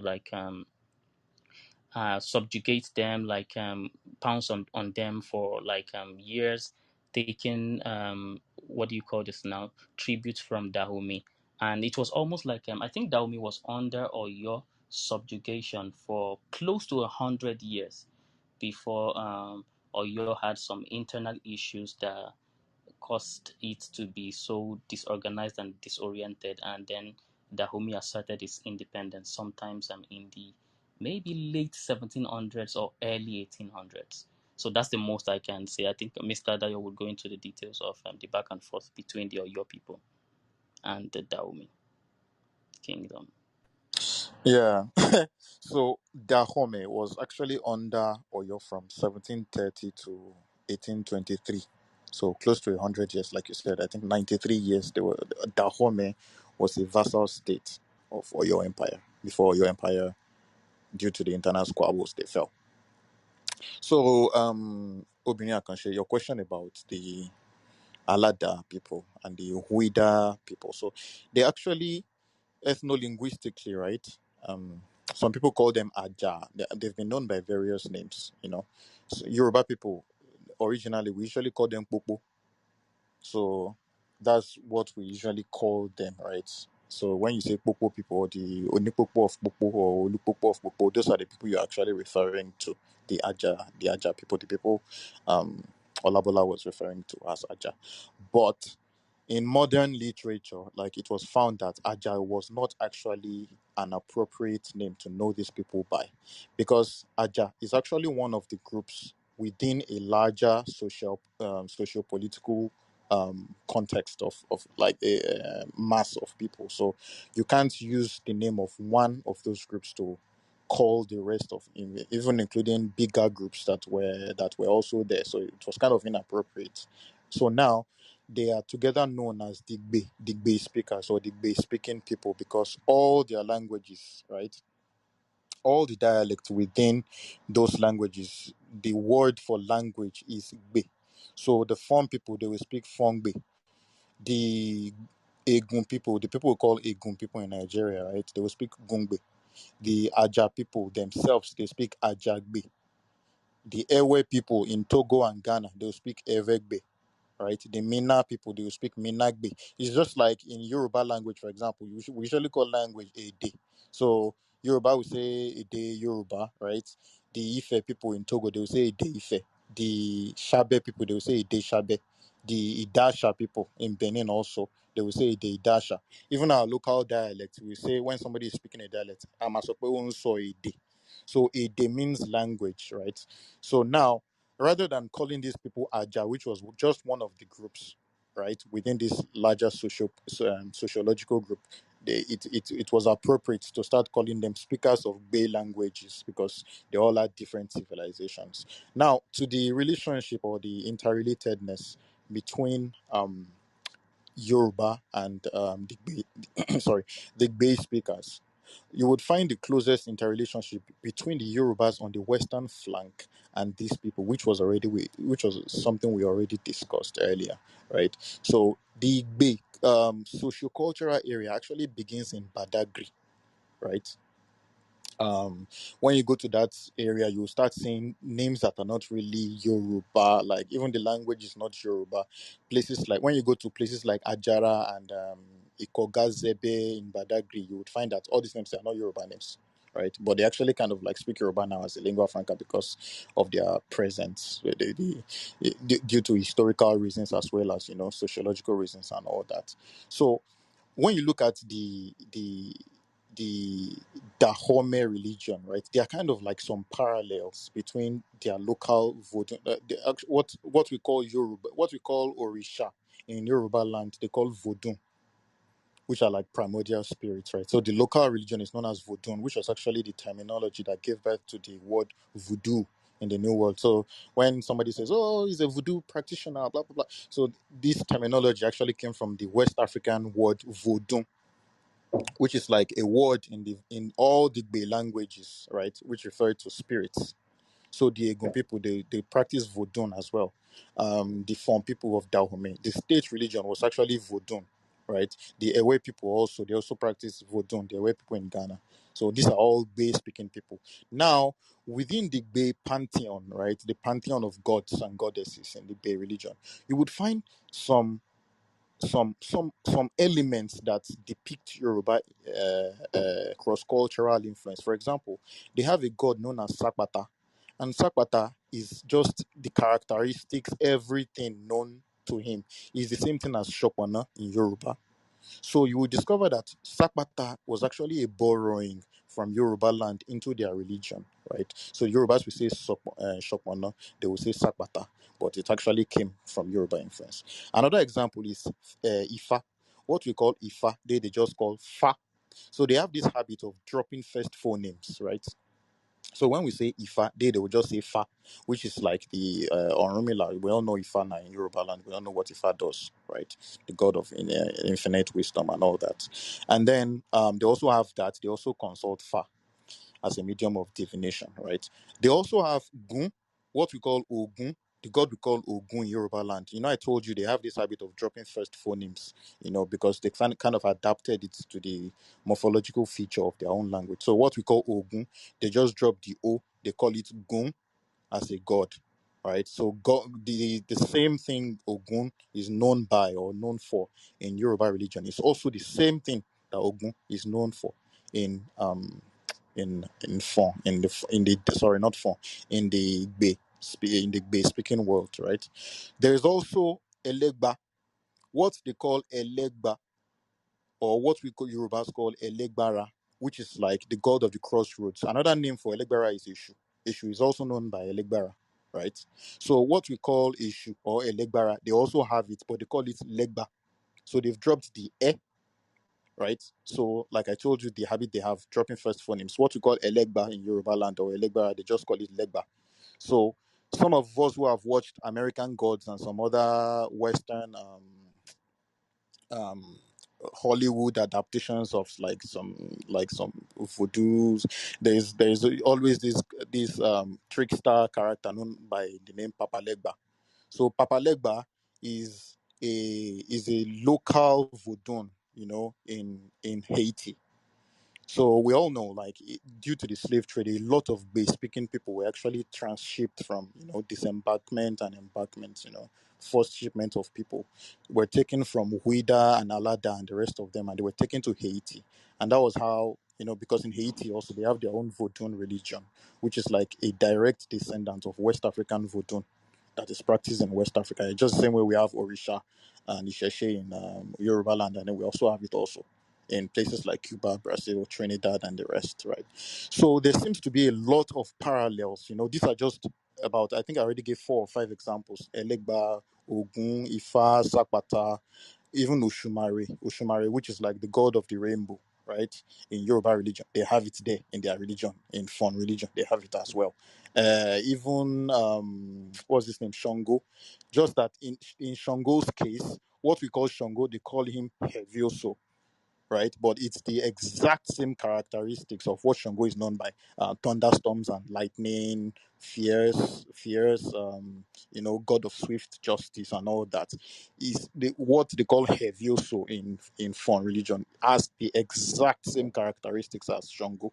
So that's also a Boran as well. So most of their gods in the Bay speaking area seem to have direct parallels among the Yoruba people, which, if I'm to trace it, would be, traced back to the time when Oyo held dominion over these places, right? So there was kind of like, an inflow of religious and cultural ideas from Yoruba land into their land. And like Olabola already said, Yorubas encountered them and even flowed past them. So you will discover that to the east of the Bay speaking area, you would find the Yorubas. That's where you start finding the Anagos of Ketu and Shabe, right, in Benin. And then to the north, they are also bounded by Yoruba people known as the Ifes, and the Isha. There's a group of Yoruba people called Isha. They are found in the Collins department of Benin. So there is this guy. The last known set of slaves to be taken to the United States of America were actually Yorubas of Isha extraction. So there is this guy known as Oluwale Kosola that was actually kidnapped from a town in Benin Republic. So he's a Yoruba man, but he is not a Nigerian. So he was among the last set of slaves to be taken to America, actually, on a ship known as the Clotilda. So if you Google the Clotilda and Kazula, so his name was rendered as Kazula in literature, then Kazoola. So Kazula's case, he was a Yoruba man, his town, then Dahomey had already risen to power. Dahomey came to their town, invaded the place, burnt the whole place down, beheaded the king of it, now a town known um, as Bante. Bante is in Benin Republic. Now, if you Google Bante Benin, Bante, you would see this town I'm talking about. Bante is actually still exists today, and that was where Oluwale Kosola was actually kidnapped from. So Oluwale, together with his mates, who were mostly Yoruba people, although there were some Nupe people too among them and some other tribes too that were found in the general area, but the bulk of them on that Clotilda ship were Yoruba people. And that was the last known slave ship to enter into America. So the last known set of slaves to enter into North America were majority Yoruba people, and they settled in a place known as Africa Town in America, and established their settlement over there, which even till today, that Africa Town still exists. If you Google Africa Town, I think it's in uh somewhere in the south. I think South Carolina, Africa Town. If anybody Googles it and comes up with where it is, let me It's know. in Alabama. They have a Uh-huh. plaque with that Oluwale, and they actually indicated that he was Yoruba on Yes, that plaque too, which yes. speaks to what Olabola was saying about how long Yoruba, the name Yoruba has been known. Yes, exactly. So that Oluwale Kosola's case, right? He and his there was another one, another lady known as Redoshi, right? Redoshi together with Oluwale and a bunch of other people, were taken from Yoruba land in Benin Republic, and they were the last known set of slaves. And the Dahomes were actually the ones who attacked their village and sacked everybody there, and just kind of like sold them en masse into slavery. So Dahomey then was known, they were very, very recalcitrant. They were known for, in fact, when the Europeans came and recorded things about them, they would talk about how they would see skulls of beheaded. It was very, very, it was very, it was very, very gory. The kind of scenes they would describe as what they saw in Agbome. Which was the capital of the kingdom of Dahomey. Then, and now you will not see Agbome anywhere. It's rendered as Abome, but the actual name is Agbome. That's what they called it. But now it's just Abome. Which is just the French rendition of what the original name was. They would say like in Abome, they would see like hundreds of scores of people the king just beheaded. Maybe he was celebrating something, or maybe one festival or something. We just mass beheadings and things like that. So Dahomey was known as a really, really very, I don't want to use, and even they would cause a lot of problem for their neighbors. So they would go west, north, east, and south raiding for slaves. Um, if you look at the record of, according to slavevoyages.org, right? If you look at the record of like the largest slave embarkations points in Africa, you will discover that the town of Ouidah in Benin Republic, I don't know, some Nigerians have been there. There's this place in Ouidah known as Gate of No Return. It's like this arch, like this in Ouidah, close to the beach, right? That particular place transshipped more than 2 million Africans. Just that one point. So it's one of the largest, if not the largest, point of exporting of slaves from the African continent to the America, the port of Ouidah. So they were very, very notorious, and the kingdom that was exporting them then was the kingdom of Dahomey. So they would raid Yoruba villages like this Oluwale Kosola's town of Bante. They would just carry everybody there, just sell them into slavery. Now, after Oyo Empire became weak, and fell, Dahomey would start incursions into Western Yoruba land. So they would go to Ketu, they would go to Shabe, they would go to Olowale Kosola's town. They would even come close, like they would even enter towns that are in Nigeria today, places such as Ilaro in Yewa side. If you ask the old people in those places, I'm sure some of them will still remember like the Dahomey wars, and how they caused a lot of issues for them back then. So they'll go to all these places raiding for slaves. They'll capture who they can capture, take them back to Ouidah, sell them from Ouidah, which was like their slave port, and because Oyo Empire was already weak, they even got to as far as Abeokuta. And then we all know, I'm kind of like, I've been talking for a while now, but they had female soldiers, like, and the males back then were usually scared of the female soldiers because they felt like, because the females were menstruating and all that, like it would actually destroy the potency of their weapons, which they relied upon for successful warfare. So they usually avoided the women, and then the Dahomeans saw that as okay, these people think like women, menstruating women can destroy charms and all that. So they were even using them more. But when they got to Abeokuta, they were defeated by the Egbas.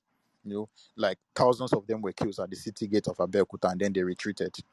So they got to as far east as Abeokuta in their war sengemenge that they were doing around. But yes, there was a lot of cross-cultural influences between the Bay speaking people and the Yoruba people to their north and to their east. To their south was actually the sea. So, and the Badagry people in Nigeria, their history actually traces back to the kingdom of Alada. That's where they came from. But like Olabola said, in their worldview, even among the Ewe people of Ghana, if you ask them, where do you come from? They will tell you they came from further east. Now, they will tell you they come from a place called Ketu, right? And they will tell you that in Ketu, what we know Ketu by in our language is Amejofe.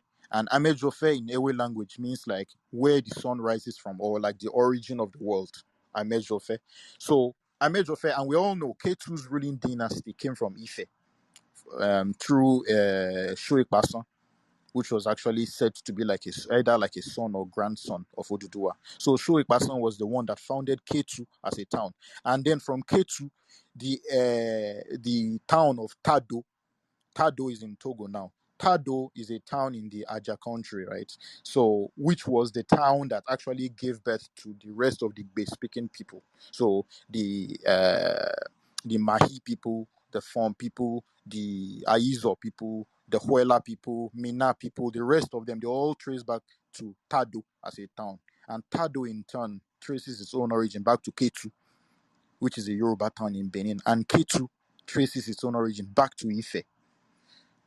And they know K2, the Ewe people know K2 to be Amejofe, which is like the origin of the world. So, which also kind of like inclines with the Yoruba belief that, Ife is kind of like the place where like.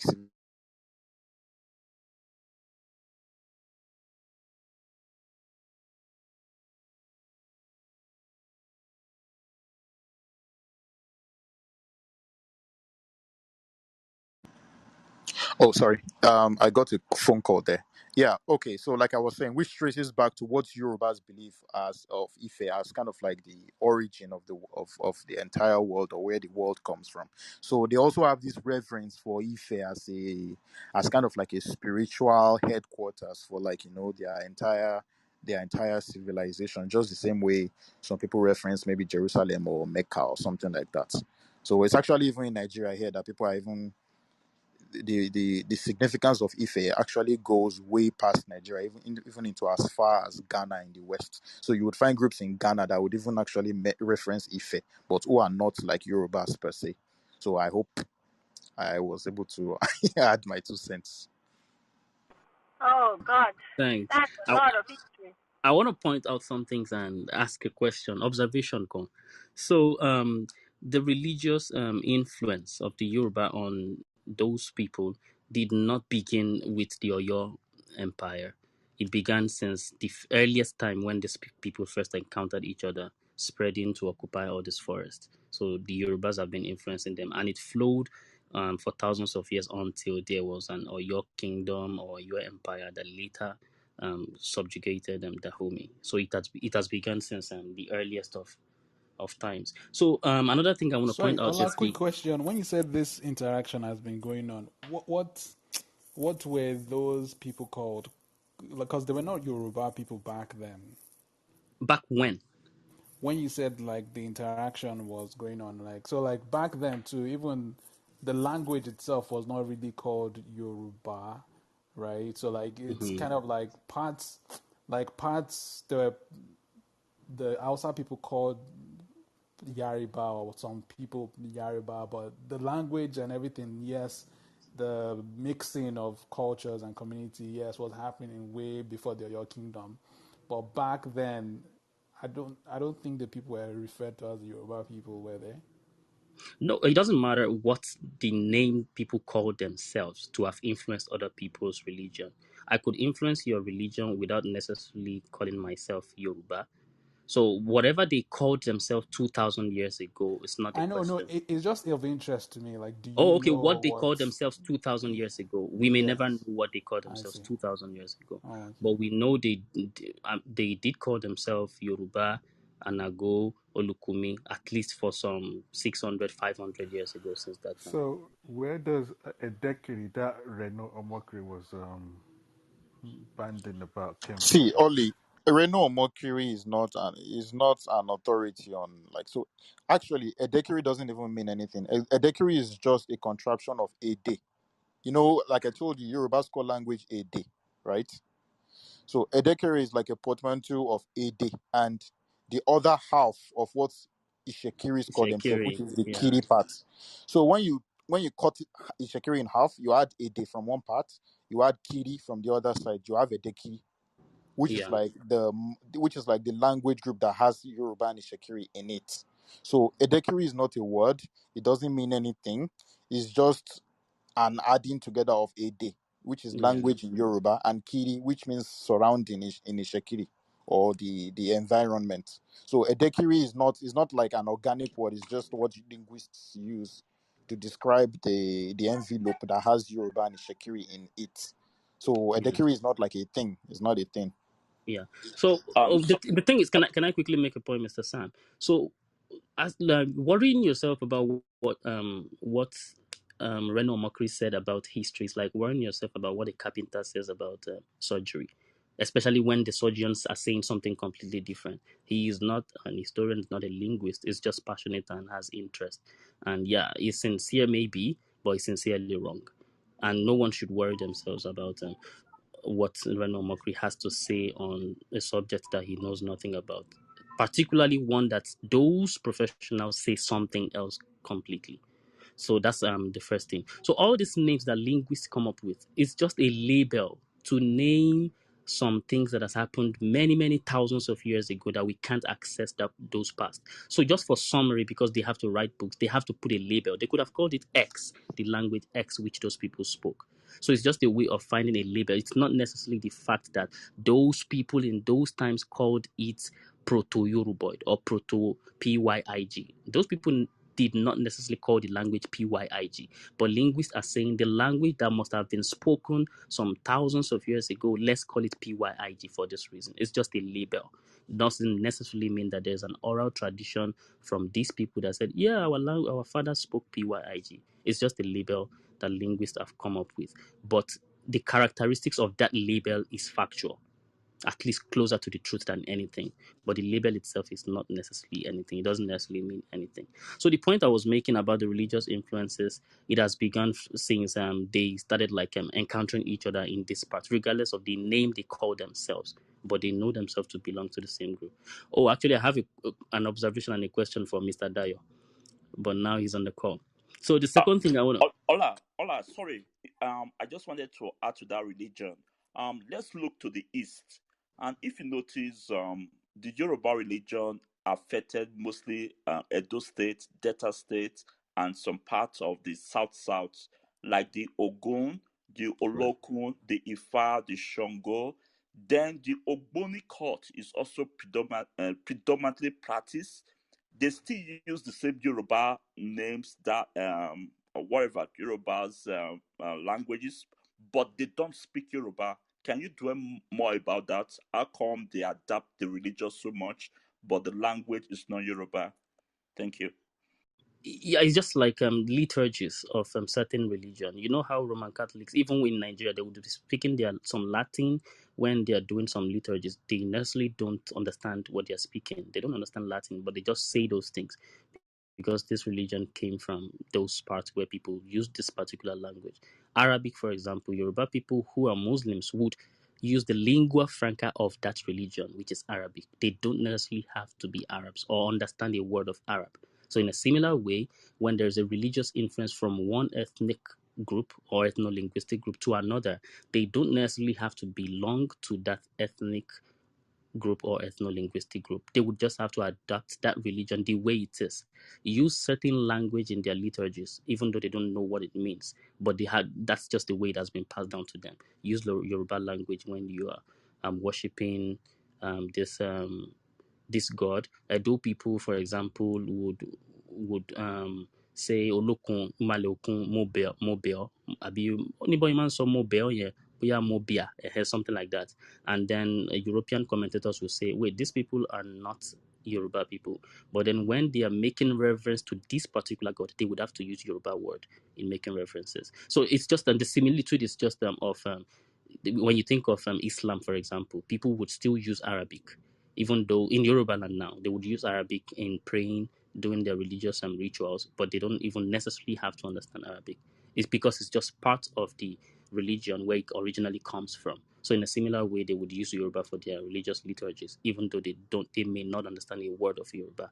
So that's just the nature of religion across cultures. So the second point I was making Mr. Dayo. So that Kezovo, I was curious when you mentioned it, that Shango, and they called it Kezovo. Why the change in name? Number one. And number two, I was thinking, since we call Shango Obakoso, something like that, could that account for the Kezovo or something? That's I was just like observing that um, sound and saying maybe this is where the Kezovo come from because we call Shango Abakoso. And the third thing I want to mention is Ilaro. So when you talked about how these people, Daomians, would come even as far as Ilaro and encroach on the land and capture people. So I remember this Ilaro court in Barbados. So in Barbados here, the court, the official residence of the Prime Minister of Barbados is actually called Ilaro Court. And that is Wow. in remembrance of Ilaro of Nigeria, the people of Ilaro. You can Google that, just Ilaro Court, you would see that information. Wow, wow, wow. Oh, hello. Can I ask Yeah. a question? Yeah. Uh, Yeah, thank you very much. I barely joined and I wasn't flowing and my phone went off. But I wanted to ask, and I'm not sure how long this has been on. Do we have an Shekiri person here on stage? yeah, we had an Ishekiri person, my friend. She had to leave because she wanted to attend. I She think was there she were was here. two Ishekiris, Ugbemi, and your friend. There were the Yeah, two I love it. Ishekiris that were up on stage. Yeah. And I think Alero was also down in the audience previously. They Okay, were so present here on stage while we were discussing the core Ishekiri thing. yeah, that was what I wanted to confirm because I am happy Shekiri, though I haven't been able to get back home as much as I would love to. So I needed to be able to know if we have the perspective of the people for whom the subject matter is titled after. That was my main concern. But I wasn't privy to those discussions, so I can't even comment on that. But I thank you again. Thank you. Ola, yeah, Yes, please. yeah. Back to that religion. I think, based on my little knowledge, the Ogboni fraternity was not practiced all over the Yoruba land, and it was like a secluded group. So, how did it spill over to Edo and Delta State, and it was allowed to be practiced in those areas? That's what I wanted to confirm. I'm not sure about those. The first one that is not practiced in some part of Yoruba land. Maybe it's called another name, but I feel like well, It's Yoruba land called is Oshugbo in some Oshogbo places. in I Ijebu, think for I think to example. answer the question, all Yoruba kingdoms have Ugboni. Like it's Yeah. everywhere. Ondo State they have it. Oshun they have it. Even Benin Republic they have Ugboni. So Oh, it may okay. be known by other names, but the Oluwo, the Akpena, the all the chieftains, the Mm-hmm. Ero, everything is the same, right? Yeah. All the stratifications and systems they have within, even the Epa, Odisha, Eriwo, yeah, everything they say is just there's no difference. So the Jebus, The Ijebus call it Oshugbo. I'm close to Ijebu side. yeah. I know that's the name we call Ogboni. In fact, And it's So I called think it's you Ogboshi. kind want of to like let the them same know. You thing. want also want to say that Ogboni is not like a court per se. Ogboni is the governing. They are like the governing council, or like almost like the court. That's Yeah. Court, like what they Court now. represent. Yeah. Yeah, Yeah. Court. That's what they represent in Yoruba, uh, in the Yoruba tradition. It's not like all these people that somebody said judiciary. Yeah, it's not all these people. The way it's being portrayed these days, or something that is actually very brilliant, and they also have, everybody always forget to mention the Yagon. The Ogoni have the Yagon. There is a woman, part of the team that's always called Yagon. That they all have these roles that are vital that they play in the Yoruba system of government. I just want to throw that there. It's not like Please, is that Ogboni different from what we have today? Like we were talking about, they said they are the governing council of the king. So are they different from the we have ROF, the Iwase, the Ogboni that we have today? That actually we have three different type of Ogboni out there now today. So are they still the same, the governing council, or we already have some group, like we know, I mean, I don't know if you understand what I'm talking about. The ROF, are they still the same, or they are different now? Sorry, if I have to come in for the Oshugbo is the governing council for the Oba. The Ogboni is a society. They pick some people from Oshugbo, like in Oshugbo, they have the Oliwo, Akpeno, Olisa, Yagon, and some other people like that. So the Ogboni is a society different. That's what I see from where I am from, in the Remo side. They have the Oshugbo as part of. They have a house which, one way or the other, if the king wants to do some things, they consult the Oshugbos. They make they decide on what sacrifices to do, maybe for the town. But the entity called Ogboni is a society. They have people from far and near coming into that society. But they might have people in Oshugbo also participating in the Ogboni. That's the way I say. Can I quickly say something to clarify? So Ogboni Please began do. as an arm of the government. That's how it began originally. So today it may have evolved to become a society where you have people from far and near like that. However, the Ogboni that began originally as an arm of government in some parts of Yoruba land, especially the southern part, that particular Ogboni which began as an arm of government is known as Oshugbo. That's the one you see in Remo, in Lagos, and some parts of southern Yoruba land. So they have a way of distinguishing these two now because times have changed. They would say Oshugbo Abalaye. So when you hear Oshugbo Abalaye, that's an arm of government originally.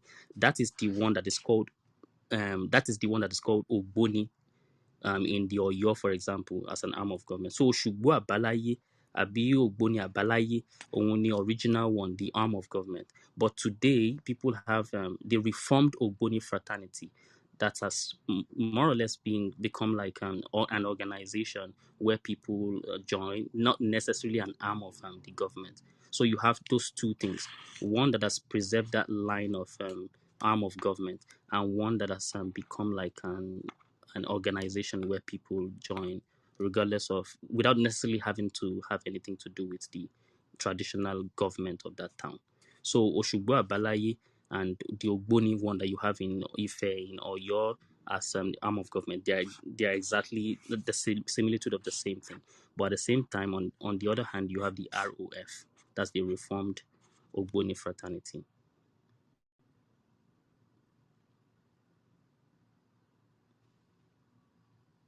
Well, thank you. The boni is always a controversial topic.